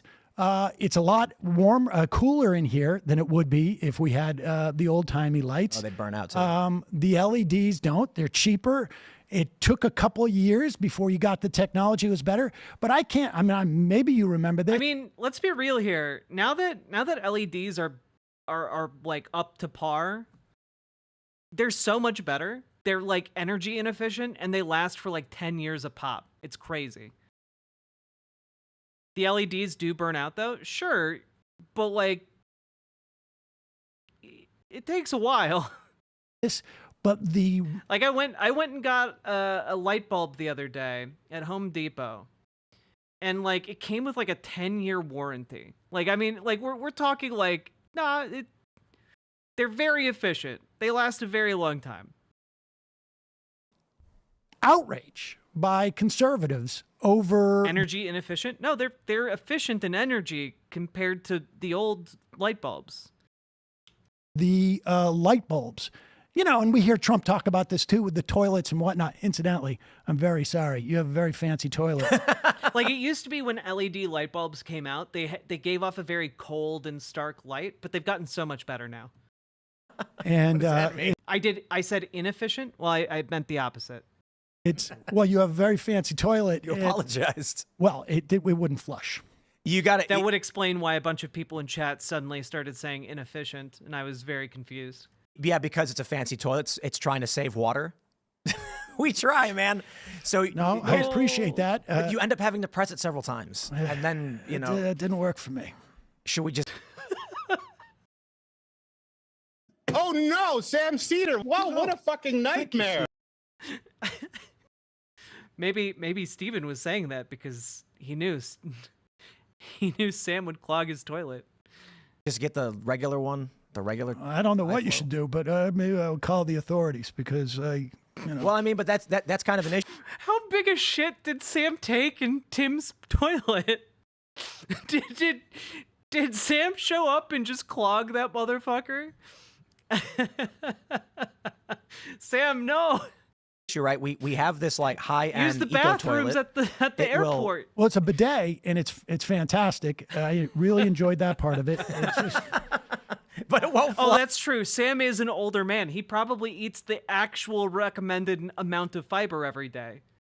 It didn't flush. Yeah, people keep asking like I don't understand. I'm like you got to press it like 3 times because it has like a sensor. I pressed it like 5. So, I mean... Honestly, though, clogging Tim Pool's toilet on purpose would be the ultimate Sigma move. Ultimate Sigma. This kind of feels like an example. So, we agree. We want to reduce excess waste. We want to reduce overuse, waste in general. Like, we don't want to produce waste. We want to not waste things like fresh water. But now we have a toilet that requires 5 flushes because we tried doing the right thing. Well, I mean, look, you just bought the wrong toilet. I mean, one downstairs I have the I have low flow. You can find low flow, manual toilets. I mean, that's a high end toilet. Somebody screwed up. But I mean, the bottom line is all of these. There are definitely regulations. Nobody's forcing you to buy that toilet, but there are definitely regulations. Like just the little jabs here and there. Nobody's forcing you to buy that toilet that doesn't work. That he moves on. Just little like, yeah, someone screwed up with getting that toilet, huh? Anyway. That we find over time are not as effective as we thought. But the bottom line is all of this deregulation that we're seeing is a function of largely certainly of conservatives, but largely a function of the Republican Party. And now we see, for me, I Kamala Harris would not be the first person that I would vote for. But in terms of the Supreme Court, that alone is enough for me. How do we balance? And federal courts, I would say too, broadly. I mean, how do we balance this?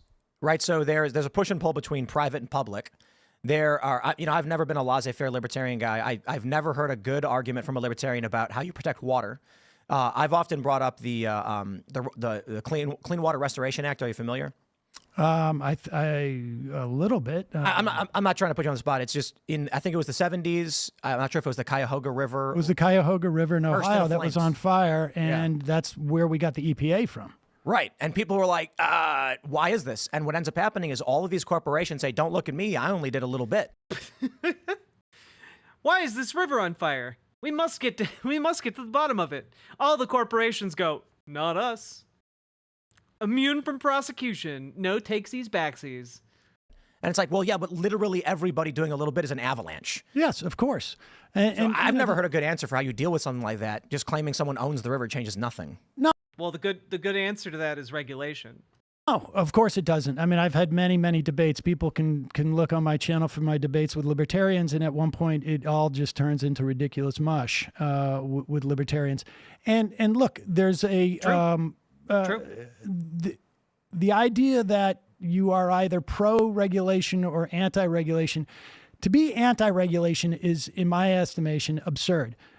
But that doesn't mean that you don't look at each regulation and make an assessment as to whether it's functioning or not. There's a lot of local regulations that I think are unhelpful at times.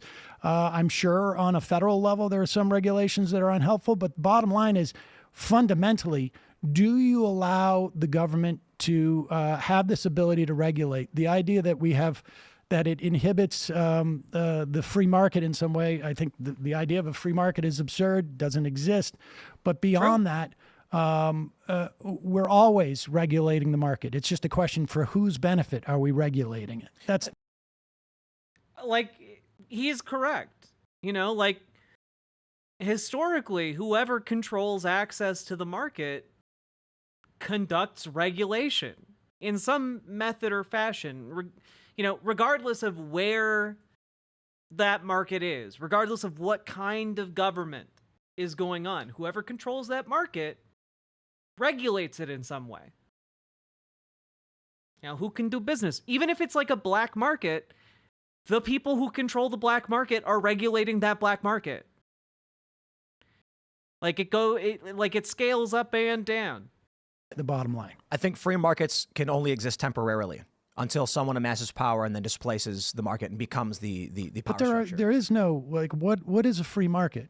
It would be like 10 people who live 10 miles from each other, they trade periodically. But once you get to a point where anyone controls one resource, you start to get... But even that isn't a free market, right? Like, that market is also constrained by, like, where those 10 people live, what their skill sets are, like...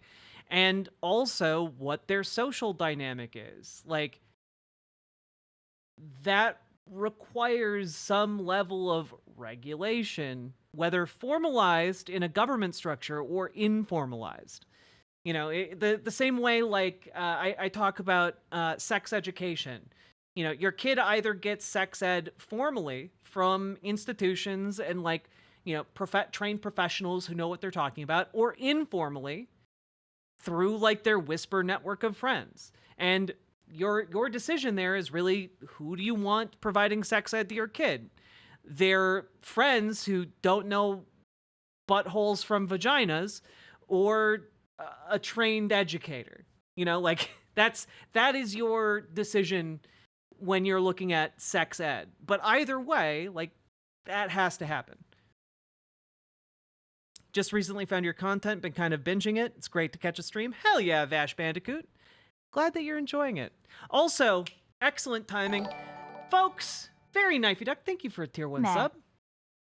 Meh to you as well. And also, folks, we've been going for 3.5 hours. If you've been enjoying the show, please hit the follow button, hit the subscribe button, hit the like button, And please consider dropping those subs, donos, super chats, memberships, etc. Because at the end of the day, you guys make this show possible. My show is not large enough on its own to generate enough ad revenue to live on. You are the ones that power the show and make me able to do it. So I really appreciate it, especially during an election season where like I'm absolutely overwhelmed constantly and doing like 12-hour, 14-hour work days. So thank you all. Also, if you're wondering about this, it's a bruise. It's not a exotic illness. It's just a bruise. And yeah, how we doing? How did we hit our likes? Goddamn, guys. Well, would you look at that? Folks, we have 400 people watching on the YouTube right now. We've gotten over 200 likes. Good job, folks. Let's see if we can hit 300. Let's see if we can hit 300, okay? There are at least 100 of you who haven't, or 200 of you who haven't hit the like button. Let's see if we can hit 300. Let's do it. Let's do it. And also, again, consider those subs and donos, folks, because this show is brought to you by people like you. Thank you.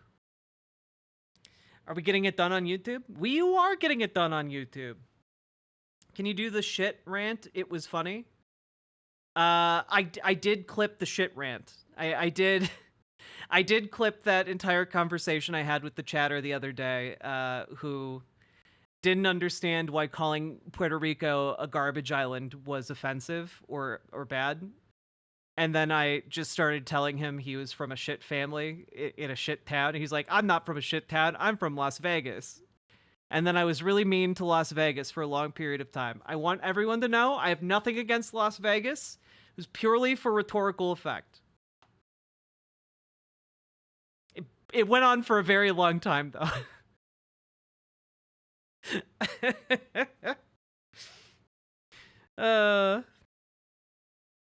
God. Hey, Roggle Thanks for jumping over to the Riverboat site. Counterpoint, it's Las Vegas. Yeah, I mean, like, not the worst place I could have levied that ire upon. I missed it. Took a few streams off for mental health. That makes sense, Zennies. It's been rough out there. I don't blame you. All right, let's jump back into this, okay? I'm having a ball, by the way. This is great. Power displacement, and then you'll end up with power centralizing. Yes. Well, the first thing that you're talking about, hasn't existed in forever. Yeah, forever. I mean, really. But it's like I talk about this with left libertarianism because a lot of people on the right say it doesn't exist, and I'm like, it absolutely does. It's hippies living on a farm. You know what I mean? That's left libertarianism. They're just hippies on a farm. There's no need for great power structures or police because 10 people living on a farm get along just fine. Yeah, scaling things up is where... but and maybe they're completely self-sufficient, but they got there in some fashion, and it wasn't they drove on roads that were built right by a society. So it is funny because I always hear libertarians say that it's a meme who's going to build the roads, and I never actually get a response. That's because they don't have a good response. Their response is companies will build the roads. And then you have to point out, will the companies build the roads to places that are poor? And the answer is no, they're not going to do that. Why on earth would they do that? They're not going to do, like, the answer to what is the libertarian world going to do for poor people? The answer is exactly jack and shit. There's no answer there. Well, like private companies, you could find private companies that are going to build roads, but they're they do. Yes, but they're not going to build it to everywhere. Like, out here, I mean, had to build this road. Well, you built the road, not the paved one. The the one that goes onto the property we had to build. Well, yes, of course. But the paved one gives you the opportunity to, that's the way you get to the airport. Yeah. So and Sam knows a thing or two about getting to the airport. Just wanna bring this up because I saw it first thing in the morning today.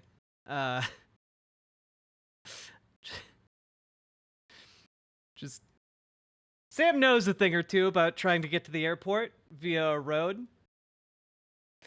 More people travel at 5 a.m. than I was aware of. I'm glad he made it. I guess the point about regulation is, I certainly agree. It's like Republicans across the board are almost always talking about deregulation. But it's absurd. But I don't see Democrats talking about cleaning regulation either. Right? There's a give and take. But let me give you a better example. What does cleaning regulation mean? Getting rid of the bad ones. Oh, my God. I mean... Are you kidding me? Democrats don't shut up about wanting to change regulation. Are you kidding me? It's like the thing they talk about.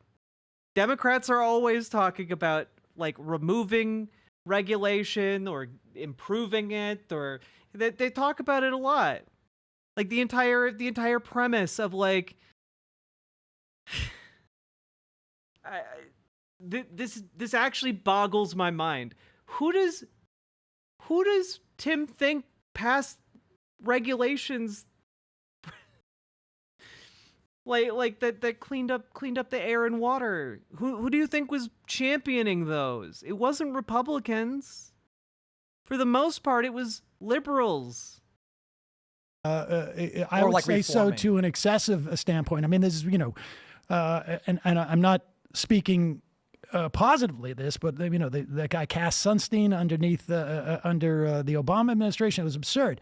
The idea, look, I don't think you ever have to worry about the Democrats putting too much regulation on things because to a certain extent, there's still elements within that party. Actually, big thank you to If I Had a Life, I'd Use It Wisely. If I Had a Life over in YouTube chat for reminding me that I actually prepared a little thing about Lena Khan to go over here, but like she's been killing it when it comes to like different kinds of regulations across different government agencies.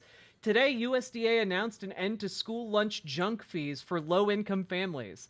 This follows a CFPB report showing that school lunch payment platforms collectively charge families upward of $100 million in fees per year. $100 million in fees that, like, working families will no longer have to pay. Like, it's crazy. FTC is holding businesses accountable when they unlawfully saddle people with junk fees, be it in renting an apartment or buying a car. And like, she then just is like, this week the FTC took action against Invitation Homes for advertising lower rents, only then to saddle tenants with hundreds of dollars in junk fees. The firm also unjustly withheld people's security deposits and unfairly exposed tenants to evictions. Like, Lena Khan is over here getting it done. Like, when you say, like, Democrats never talk about cleaning up regulation, are you kidding me? Are you kidding me? In the wake of the financial crisis and the foreclosure of millions of homes, large institutional investors purchased thousands of single-family homes across the country. Founded in 2012, Invitation Homes was previously owned by Blackstone, the major private equity firm. After going public in 2017, Invitation Homes merged with Starwood Waypoint Homes. The $11 billion deal consolidated over 80,000 homes and created the biggest single-family rental landlord in America. Invitation Homes drew people to its listings by deceptively advertising low monthly rents. People paid a non-refundable application fee, only to then learn the rent was higher. Since 2019, Invitation Homes has collected $18+ million in application fees for deceptive listings. Like, just, like, it keeps going. It keeps going. Like, and this one's a big one. Thanks to the Copyright Office, McDonald's franchisees now have the right to repair their own ice cream machines. Like, she literally led the effort to fix America's broken ice cream machines at McDonald's. Like, Democrats care about this stuff so much.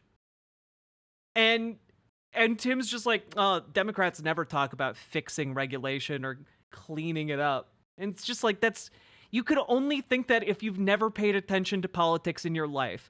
And I have to be honest here, there's a part of me that kind of thinks Tim Pool hasn't paid attention to politics in his entire life.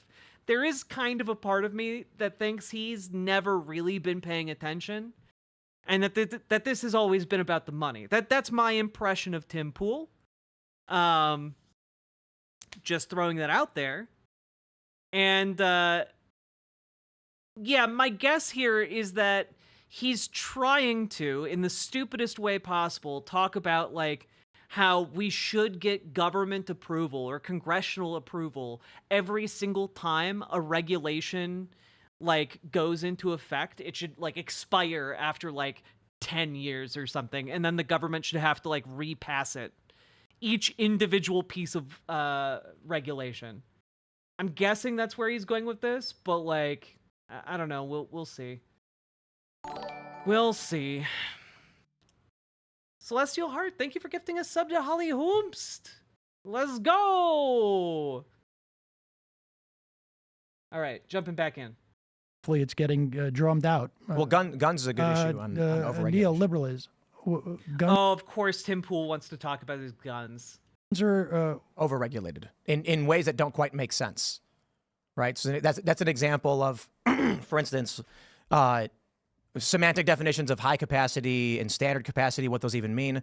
But more importantly, the specific example would be in Maryland, they've banned the M1A, but the SCAR 20S is legal, despite the fact, and there's no legal, like there's no reason for it other than Democrats just decided we will start regulating these things because. I have to be honest with you guys here. I'm not a gun person. Like I'm not big on like different models of guns. But this does not sound like a huge problem to me. Like what Tim just listed off as like a concern he has does not sound like it would be a huge issue. There is a thing with this? Okay. I'm more of a bun person. You are, Holly Hoomst. I know that there are some like ridiculous gun laws, but like I don't know. I feel like at a certain point, like there needs to be like definitions for different types of weapons. And like, of course, there are always going to be weapons that like straggle the line or not straggle. Struggle? Straggle? Is straggle the right word? That can't be right. I'm a knife person? Hell yeah. Straddle. Thank you. For some reason, my brain wanted to say Fraggle, and I knew Fraggle wasn't correct. That was just me being tired, and that was incorrect. So it combined that with straddle, and I got straggle. All right, down in Straggle Rock. It sounds good on paper. Well, I think that probably the reason is that we have a court that decided in 2008, after almost 200 years in this country of not perceiving an individual right to carry a gun, but only in the context of being a well-regulated militia. True, Shaloon. I do think that like Democrats would be better served by actually passing common sense gun control that like 90% of Americans agree on. But yeah. Because the court has lurched so far to the right over the past 2 decades. Yeah, universal background particularly checks. Yeah. Most recently, that I think the idea is that you chip away at this from a legal perspective to try and build a legal precedent by doing, night, Ashley. Get whatever. good I mean, sleep. I'm not familiar with that specific regulation, but I would imagine that's the. As an anarchist, I'm against it. I mean, as an anarchist, I'm against the concept of the state. So I'm gonna prioritize getting to a point where we can abolish the state. But that's like so far in the future that I don't think any of us can actually conceive of that. You know, I don't think that's like, I think the order of operations is probably not first we legalize all guns and then we get rid of the state. I think it's probably something different than that. The idea we're going to get as much regulation as we can in this. I don't know, like, what's the damage done by that? Maybe from the perspective made people felons who have like an archaic. It's unfair to call it archaic, I guess, but like the M1 Garand is like a Vietnam weapon. You do realize that the monopoly of violence is already owned by the U.S. state, right? You realize that there is no amount of gun ownership that you can indulge in that would ensure that the U.S. that you have any kind of parity with the U.S. government, right? You understand that, right? Like, if you lived 1 billion lifetimes and worked nonstop every single one of those lifetimes, you still would not have amassed an amount of wealth equivalent to, like, the current standing force of the United States. Like, if you think you can topple the state with that, that's a very special idea. Derogatory. Weapon, and the M1A is a more modern version, but it's like a wood stock, and it's got like it's a 308. The Scar 20S is a modern AR-15 style variant, which is substantially more efficient. Well, I am definitely in favor of outlawing, all of them, if that makes it easier. Every single one. Well, I listen. I think that people. I have no problem with people. You realize the Vietnamese farmers and Afghan mountain men literally fought off the American military, right? Yeah, and I don't think anarchists have any remotely comparable organizing ability as opposed to those Vietnamese farmers and Afghan mountain men. Having been somebody who's paid attention to, like, anarchist movements in the US, I don't think that you guys have the same level of coordination or community building apparatuses as those Vietnamese farmers or Afghan mountain men. I don't think you have the self-sufficiency. I don't think you have the organizing ability. I don't think you have the grit, and I don't think you have the ability. So take that as you will. I think that ultimately the best way, if you want to actually abolish the state, is to first achieve maybe, like, I don't know, socialist economic system, and then phase out, the commodity form maybe, and then you phase out the state. I feel like that's kind of the order of operations if you want to get to that end point, and that is probably a project of hundreds of years, if not thousands, because the state has been around for a goddamn long time as a concept. So I would argue that's probably a much more effective way of dealing with the overwhelming might of the state, rather than I have 10 handguns and 6 rifles. Like, congrats, whoop-de-doo. Yeah, like, you know how that ends, right? You know how that ends. That ends with, like, you, like, cornered in a government building in the middle of nowhere, being starved out as people mockingly send you dildo packages. And if that sounds oddly specific, it's because it is. And that might be based on an actual event that happened. People using weapons that are specifically for hunting, that's I'm okay with that. But see how I segued into guns now? Well, I'm happy to, it's absurd, I think. There's a bit of a force segue. But, the Supreme Court has lurched to the right, and we have agree. 2 Supreme Court justices on the right who I think want to retire in Alito and in Clarence Thomas. And I would love Donald Trump not to have the opportunity to appoint their successors. I don't want to go too, I want to stay on the guns for a bit, but I disagree, Sabcat. I think fundamentally democracy and democratic means can be used to achieve socialist ends. I do believe that. And maybe that's a flaw of my ideological thinking and framework, but I do think it's the best shot we currently have. Mostly because we currently have, like, democratic worker co-ops right now in the United States, and oddly enough, the U.S. government doesn't, like, move to shut them all down and enforce, like, a capitalist ideology. It does do that in some cases, of course, but largely because large capitalist firms lobby the U.S. government to do so. I think that we could build up enough worker power to actually preclude that outcome. The sign's pointing to a Trump victory. It doesn't mean he's going to win. I don't know if he's going to win. Didn't you tell me we were driving up and somebody asked me if I'd been on your show before, and yeah, but that doesn't involve disarming us. I never even talked about disarming anyone. I talked about common sense gun control. You were the one who jumped to the government disarms everyone. But also understand that I don't think fundamentally people being armed in the US population is going to prevent, or I don't think it's going to help us, and I don't think it's going to hurt us. I other than, prevalence of mass shootings due to lack of regulation. I said, yeah, I don't know what show it was because you got so many. But it was actually this channel. Okay. That was like 7 years ago. And nobody can find that interview, but I'm quite convinced that those laws effectively designs us. I don't know. If you can't pass a background check, maybe work on being able to pass a background check.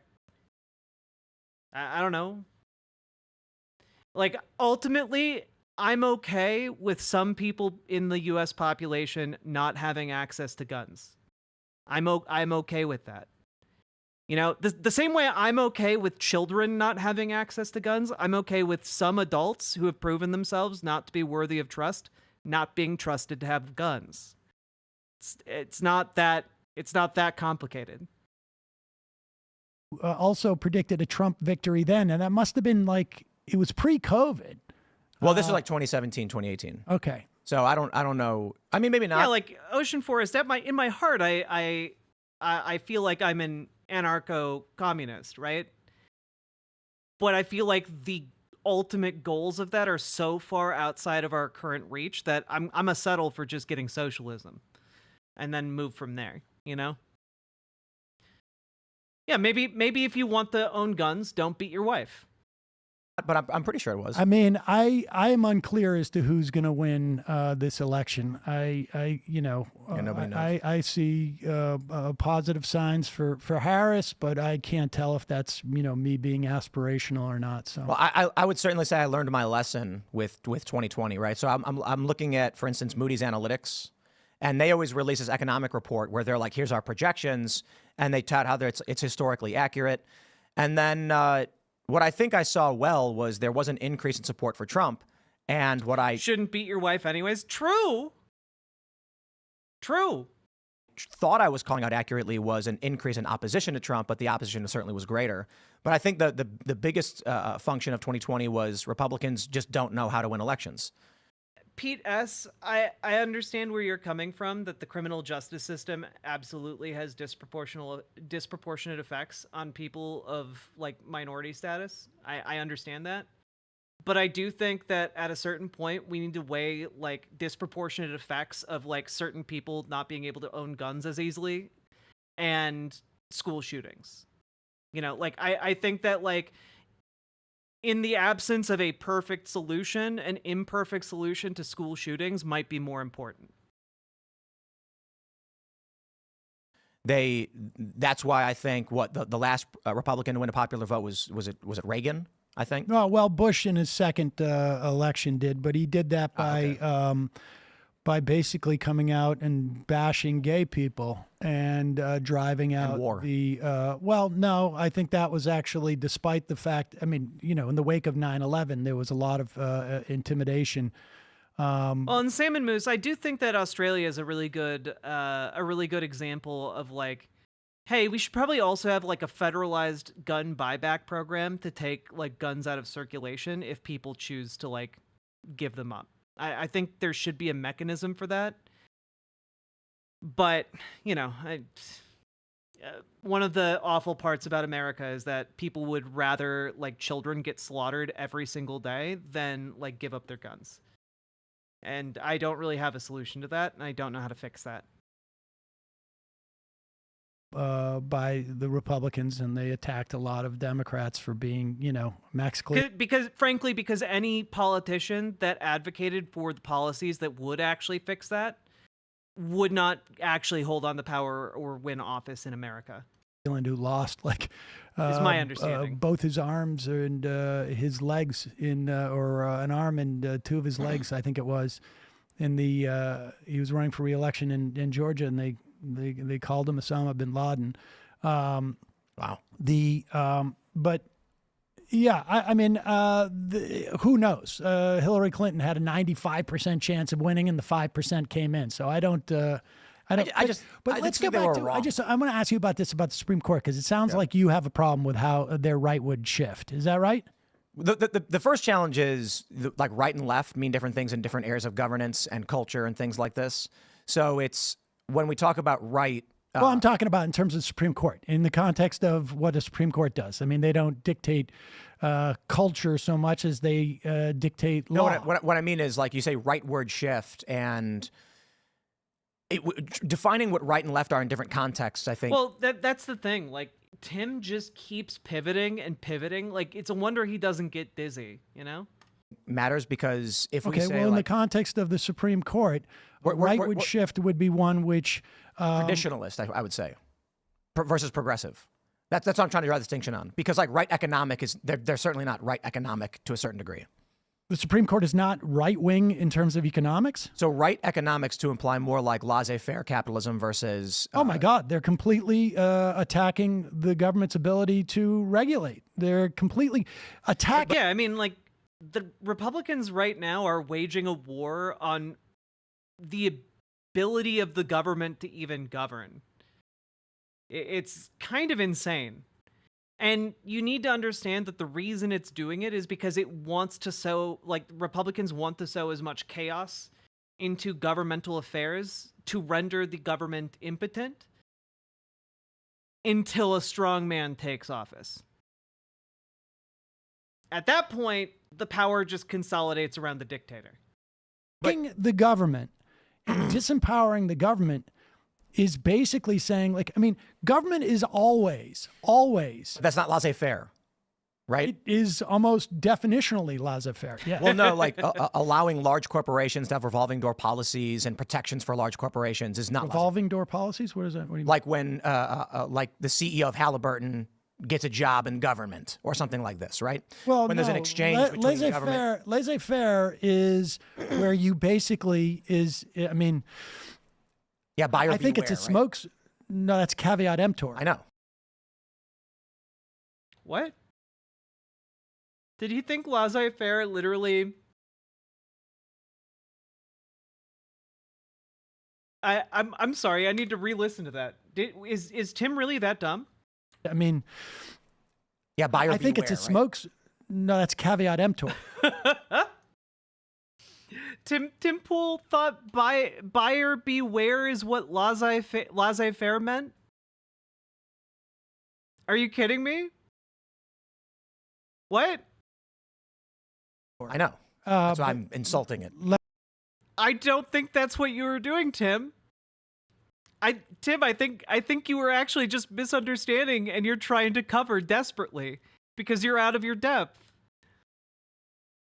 Laissez-faire is where essentially, and I think it's a little bit of a smokescreen, but laissez-faire specifically means the government completely backs off and does not intervene in right. what's going on. And what I'm saying is I think many of these powerful elites that we would describe as right are in favor of protections for their buddies and their billionaires. Well, the reality of neoliberalism as it coming out of Mont Pelerin and the society, it was ultimately about a protection racket for a specific industry. Also, just gonna do a little shout out because I don't think Sam's gonna do it here.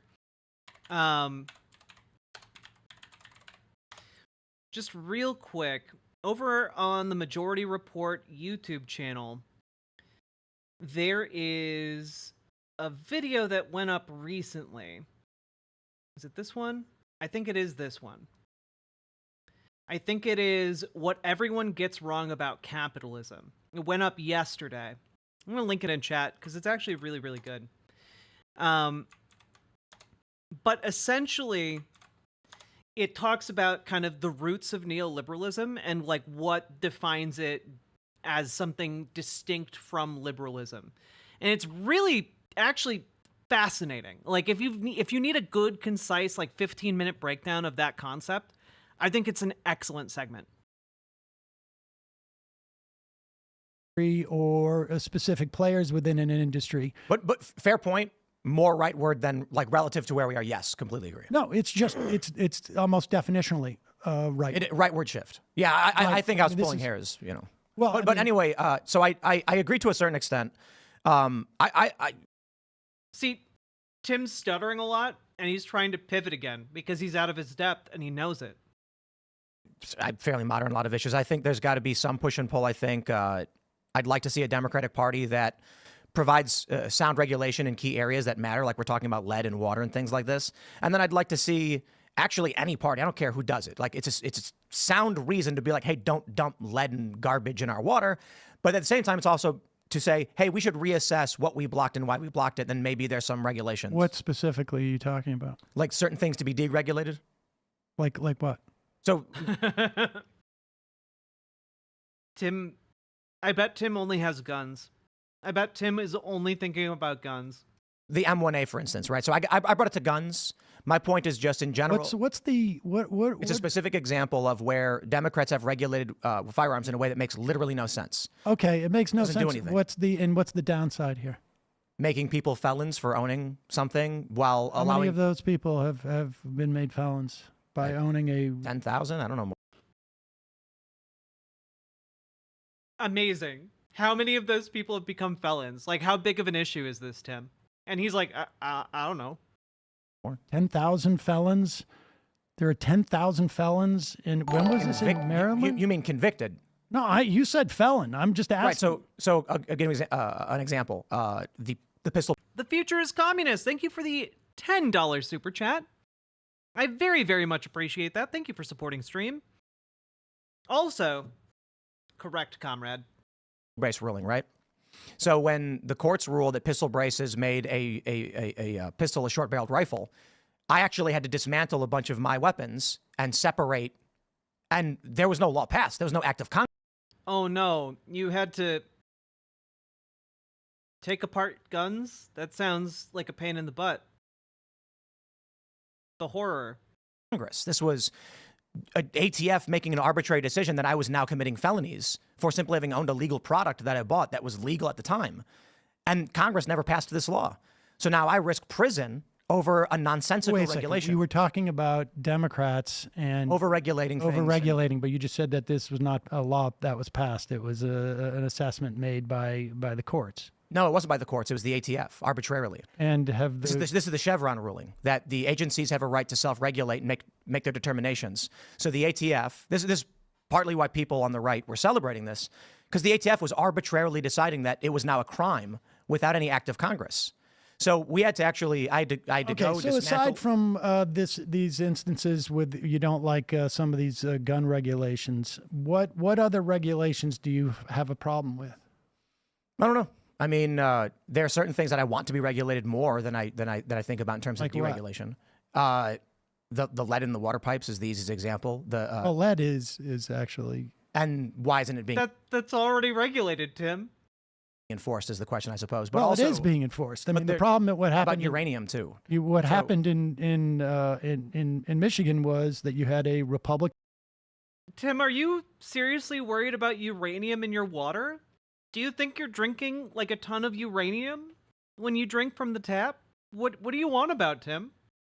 Governor who wanted to basically disempower a city that was frankly, largely African American city, and I think gambling should be regulated. I am no fan of the deregulation. I think what we but I'm specifically, I get that you have some issue with some like very marginal gun should stuff. be regulated. But what should not be regulated? Like you said that you have a problem with what Democrats are doing in terms of regulation. I'm curious as to. I think that's an overestimation. I think that I said. Wait, why are you saying fuck the ATF?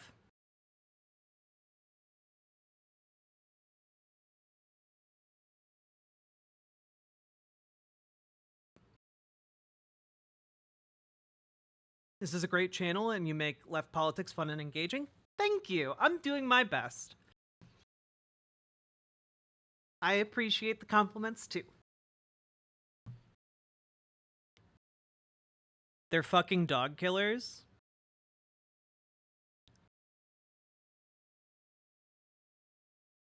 Explain? I don't feel like that's in their job purview. Look up Ruby Ridge. Ruby Ridge.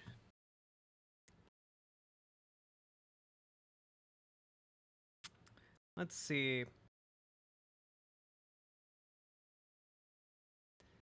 Okay. A guy shot a dog. And then pointed his rifle at a 14-year-old boy. Samuel fired back at state officers. Escalated from there. Yeah, it seems bad. And?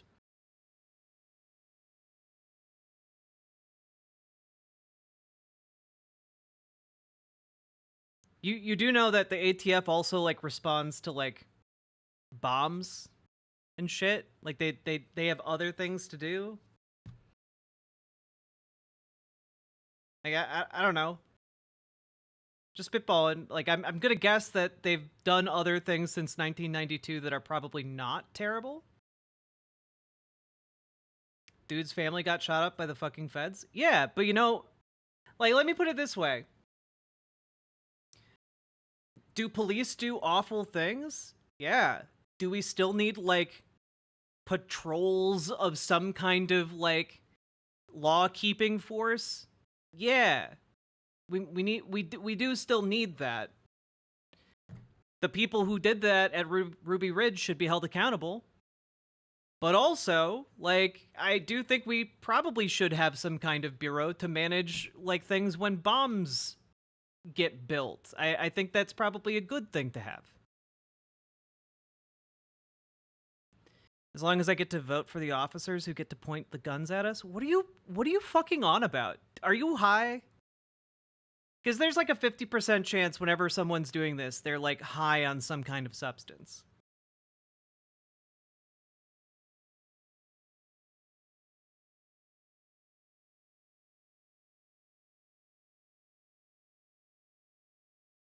Patrols are actually the worst method of law enforcement. Okay, you know I'm engaging with someone else. I know that. I know that. I'm high. That's not an excuse. True.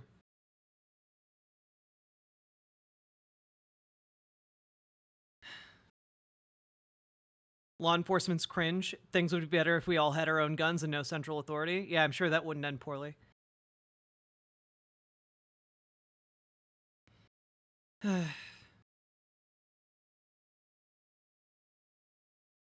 Like, imagine voting for every individual officer that works for the ATF. Just out of curiosity, ATF size. There are 5,285 employees. Are you going to vote for every single one? Do you want to vote for every single member of the government? Do you have an eternity of free time?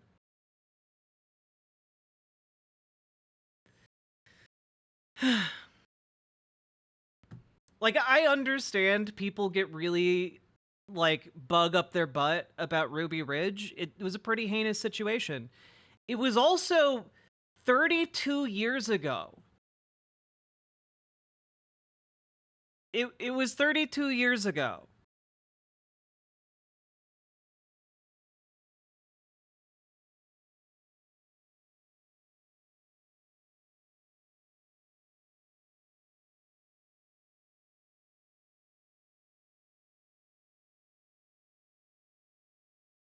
I'm not against, like, changing how the ATF works, but I still think we need regulatory agencies. Exactly, Hero. Like, I'm not against reforming the ATF. I'm not against, like, changing it. But I do think, like, if you're just gonna say, like, fuck it, you should have like a better critique of it that is contemporary to 2024 than a bad thing happened 32 years ago. Like, I don't know. I feel like I'm not asking that much.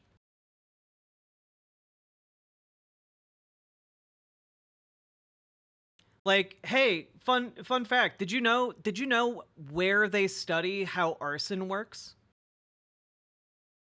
Do you guys know where they study, like, how arson works and how to identify different components of arson cases?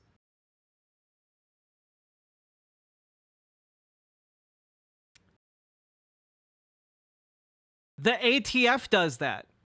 They have a fire research laboratory where they research the different forms arson takes, so that they can help identify arsonists. Isn't arson identification largely bullshit? Not as far as I know.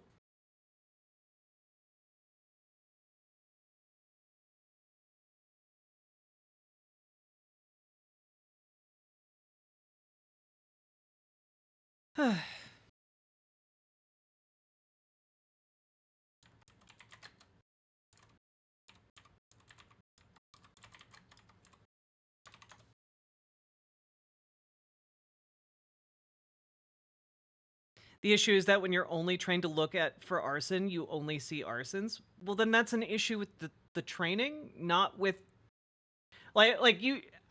my God, we are going down a rabbit hole that I can tell is going to make me extraordinarily irritated at the amount of hair splitting that's going to happen. All I'm saying is, hey, I think it's maybe good that we're researching ways to identify people who commit arson. I think that's probably a good thing. I think that's a good thing. Maybe there are flaws in the methodology. Maybe there are flaws in the training of how we do that, but maybe ultimately it's good if we can identify cases of arson versus cases of naturally occurring fires or faulty wiring or whatever.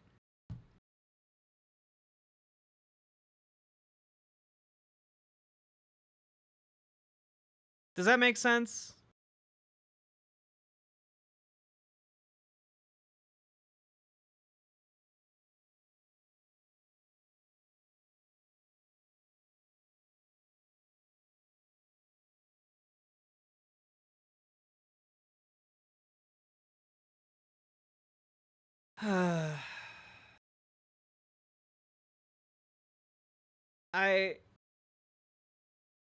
At a certain point, it does really feel like I'm just hey, maybe we should be able to identify people who commit crimes and do murders or do arsons, and then a bunch of people in chat are no, actually, we shouldn't invest in that because it's all bullshit anyway. And I'm all right, guys. Okay. I feel like the meme that's just yeah.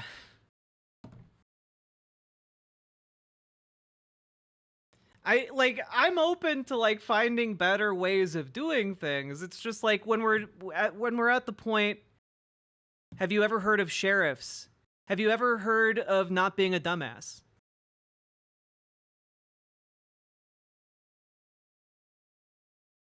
At a certain point, I'm just kind of okay, but we should have ways of identifying, and we should better our ways of identifying. I don't know.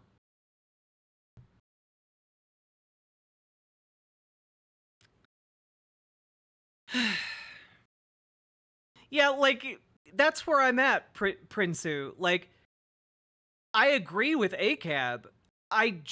We need methods of keeping communities safe, which obviously would rely on some kind of codified system, rather than just letting Jesus take the wheel. I guess. I don't know.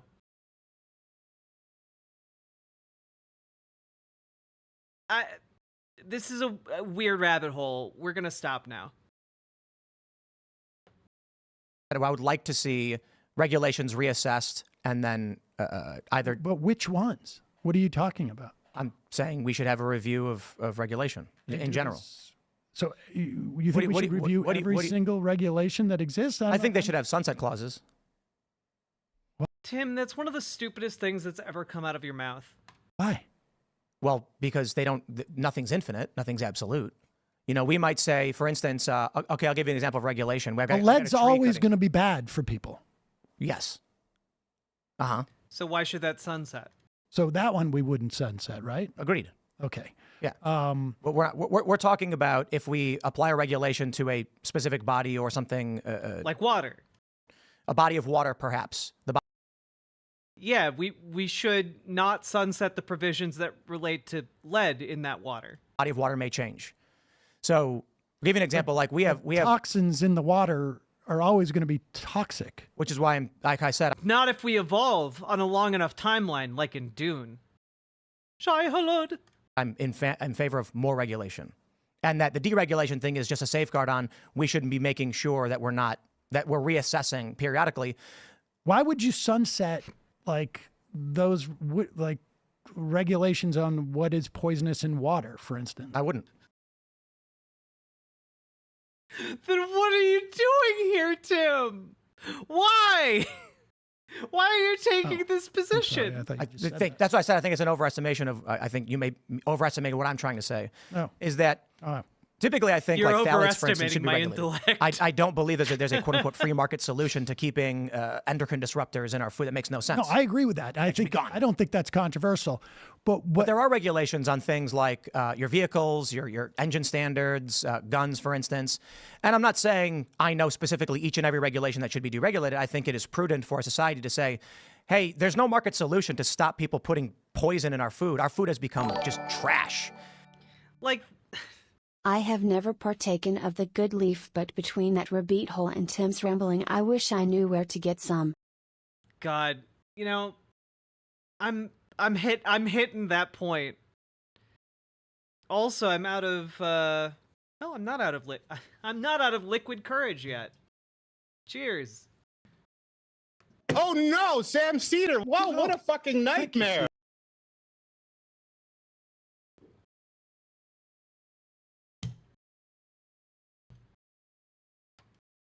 But there is still a circumstance where we do understand that not every government application is going to be permanent or will work permanently. And I can put it. I mean, like, there's some argument to be made if you weren't like soft-skulled. There is an argument to be made here where, like, you might want a method of updating regulations. You know, like if new science comes out and it says something like, oh, well, you know, we actually need to be more rigorous in our testing for lead. Except Tim can't go that route because there are already methods to do that, you know? Different way. There may come a point where the regulation isn't strong enough. And if we don't reassess... Like, we already have ways of amending regulations. What the law is. Oh, I have no problem with strengthening regulations. I just, when you say deregulate or we should have regulations sunset or anything like that, I mean, it just depends on what. You understand that, like, what we're talking about here is there is a battle between people who would profit privately and socialize the costs. In other words, put it on all of us. So. You want to sell, well, let's just go back to Flint. You want to sell you want privatize this water supply. You want to give contracts to, because this is what Oh, Yenzo, I did hear about that guy who threatened voters at a polling place with machete. That guy's going to go away for a long ass time. Republican governor there wanted to do. And the costs associated in this instance, like, they wanted to save money by not necessarily treating the water or, by, delivering it in a way that will save them money. That was a minor, right? Oh, what? Was he a minor? Okay, well, then he's not going to go away for a long time. He's going to go away for approximately, 3 years in juvie. But the costs are socialized insofar as you've poisoned thousands of these children. I went to Flint. And I actually ran tests on the water, and it's crazy the macroeconomic issues at hand in Michigan, and what ends up with like a Republican politician is that for a lot of the people that live in the area, they're not directly impacted by what's happening to these kids, right? For people who live outside the area, they're going to see the news and they're going to say like, how could this be possible? And so what ends up happening is actually it was a dude from Occupy who was working up in Detroit. It's such a weird thing to just casually mention that you tested the water in Flint and not talk about the testing results, but simultaneously to talk about testing the water in Flint, Michigan, after demonstrating you didn't understand why lead in the air would be bad for people. Remember, earlier in this, he openly he didn't understand why leaded gasoline was bad. But then he talks and brags about testing the water in Flint, Michigan for lead. And I'm just like, clearly at some point in here, you lied or you're lying. Good golly. Oh, the teen was with the machete was 18? Okay, then he's going to go away for a while. Was talking about the water crisis. And the problem... Tim ran tests with his years of ecology science. Yeah, finally. Finally a way to use it. He has a centrifuge under his beanie. Started with population collapse. When, like, so he explained to me like this: you have a fixed water system in the Detroit and the surrounding cities. Let's say, hypothetical numbers, 100 people live in an area. It's $10. No, Tim, it wasn't population collapse. It was Republican government officials changing over to cheaper water supply to try and be fiscally responsible while knowing that the costs of the, like, any potential damage would be borne by, minority voters, predominantly black and brown people who really wouldn't presumably have the power to fight back. And unfortunately for those Republicans, turned out that people actually did respond pretty well to their pleas for help, and that the entire country knew that they were responsible for poisoning Flint, Michigan. Unfortunately for the people of Flint, Michigan, their water is still poisoned, and those Republican officials will never see the inside of a jail cell because the courts let them off scot-free. Fuck those guys. Per person, per month, to run that fixed water system. So, what I said, let's say 10 people. What is he even talking about? He's trying to make the argument that is actually true for public schools. And it's the argument that actually works when you're talking about public schools versus, private vouchers that can be used for, like, private institutions, etc. Because what winds up happening is you have a certain population of public school students, and as soon as you adopt a voucher program, those public school students get, like, they wind up going to private schools or to for-profit schools or to religious schools, and that decreases the population of public school children, which means that public schools get less funding from the federal government and from state government, which also means that the schools that get less money, they still have operating costs, right? So they need to meet those operating costs for facilities and programs that are designed for many more children. And it winds up being that, in effect, the children that go to that school have less and less resources for actual learning. This is why voucher programs are bad. Tim is kind of describing that, but he's doing it in a dumb way for an unrelated problem. And it's $100 a month. Let's make it simple. Well, yeah, no, and Amber Brains, that's the other part. What ends up happening is private schools will fluff their numbers by expelling or pushing out children with, like, behavioral issues or special needs or mental issues, or just are lower performing academically because, outliers that might make them look bad. Which is why private schools tend to look better comparably to public schools, because they cull the children that are accepted into their private institution. And all of those kids then get sent to public schools that are now chronically underfunded and now no longer have the funding to actually offer, like, special needs programs or, like, specialized programs for, like, individual kids. There's, like, an IEP or something like that. I don't remember what it stands for, but yeah, voucher programs are really bad and wind up hurting the overall system of education. If 5 of those people leave, the fixed water costs remain the same, and now it's $20 per person. Who's going to win, and why is it Harris? We went over that earlier in stream. It's Harris. Oh yeah, no, And long story short, because people like her and they don't like Trump. Get that. So what ended up happening Who's paying for that? The city, the people who live there are paying the taxes to maintain it. They're paying their water bills. But what ends up happening because we have a private enterprise that is getting in between the deliverance of that water and the people, that their profit margins go down. I mean, if you go and individual look at, education plan. Thank you, guys. Activists there will also tell you this was like a big privatization scheme. Hey, I mean, you this had is the an biggest IEP. problem that Let's we're dealing with, go. in my estimation, around this country is the movements to private. Cobalt Swiftpaw, thank you for jumping over to the riverboat.gg site. Appreciate you. The idea that corporations can do something better. It is, promise. Yeah, I went through why you should be hopeful about the election at the beginning of stream. But long story short, a lot of the numbers coming out for Harris are very good.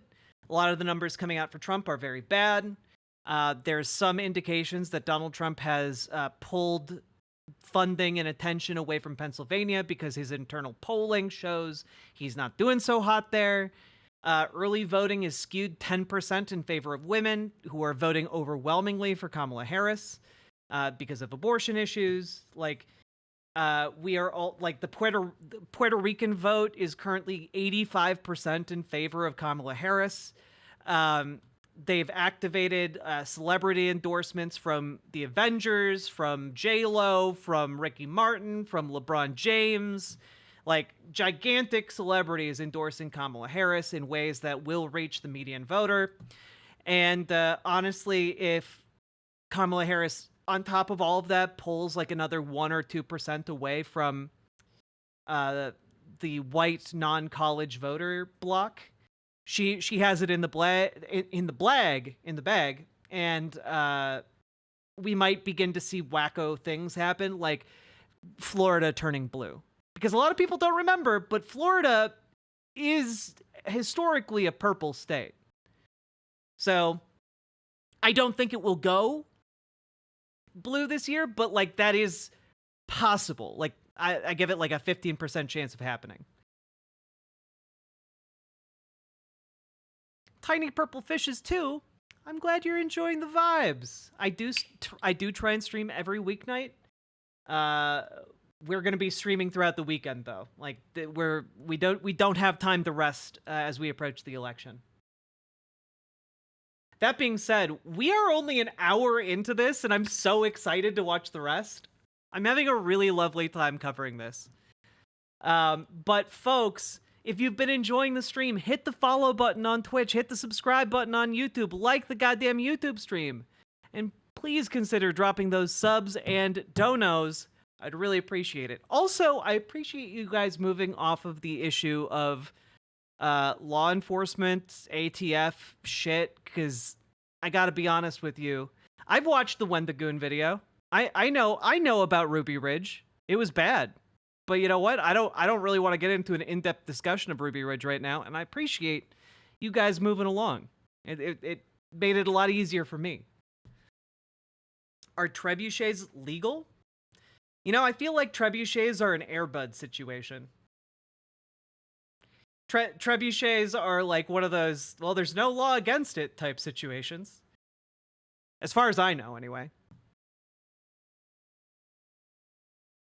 I know when I was in high school, there were trebuchet building projects, so I assumed those weren't illegal.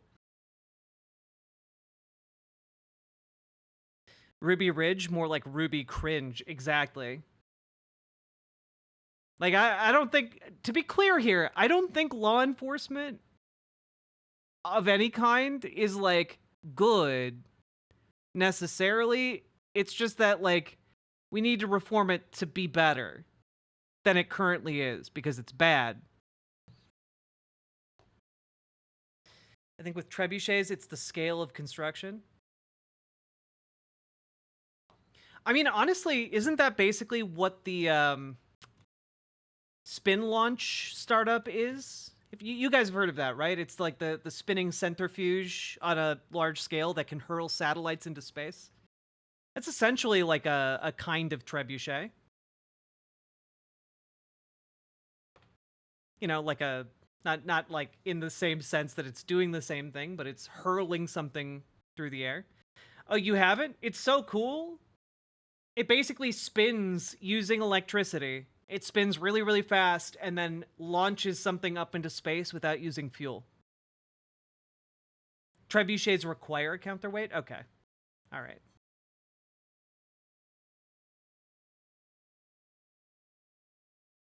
But it can do it without any kind of like rocket fuel, and that's pretty neat.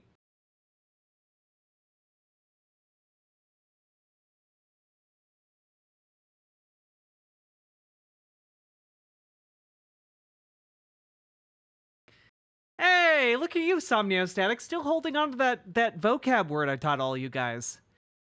Spadacinicide. One of the coolest words in the English language. Spadacinicide. Don't they use trebuchets for pumpkin chucking? Absolutely, yeah. Do we got any Oilers out there? Any Oilers with the subs and donos? Anyone willing to contribute to the BWA energy? Can you define it again for those of us who missed it? Yeah, I was talking about one of my favorite books when I was a teenager. There's a classic book called Scaramouche about a lawyer during the French Revolution who like gets into legal trouble and he winds up having to like go undercover as like an actor on the run from the law. And then he winds up becoming a duelist, and then winds up becoming a politician during the French Revolution. So it's a colorful book of adventure and political intrigue. But in it, he becomes a duelist, like he becomes a fencing master. And then after he becomes a politician, he finds out that there are members of the nobility in basically the legislature of France that are dueling common politicians to death. They're dueling, and like the commoners have never learned how to fence, whereas the nobility have grown up with fencing their entire lives. And so he decides he's basically going to be a plant for the working men of France. And so he starts antagonizing members of the nobility and dueling them. But the act of dueling an outmatched opponent who doesn't necessarily know that they're outmatched is called spadacinicide. You are a political assassin. And you're doing it in a legal way, so there are no repercussions for yourself. Didn't they make a movie of this? Yes, they did indeed, Executioner. But yeah, spadacinicide is basically like assassination via duel. And that's honestly a really cool word. I just like it. I just like it.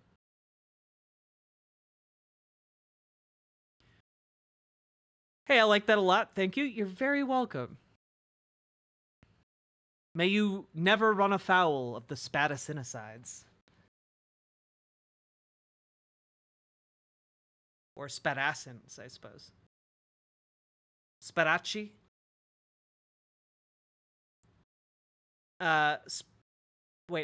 Spacadi. Spacadi necidi is killing with with the sword in Latin, I think. Okay. I probably pronounced that too accentedly. Ay.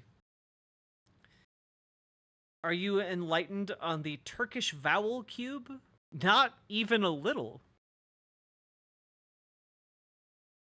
Bold of you to assume I'd be the noble getting bamboozled. Well, everyone in my chat is everyone in my chat is an enlightened member of the ruling class.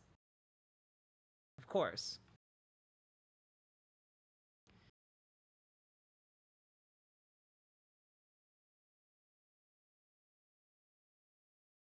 Jack's like bippity boopity. Wait, bippity boopity boppity boopity. That is basically me trying to pronounce any Italian. I agree. Yes.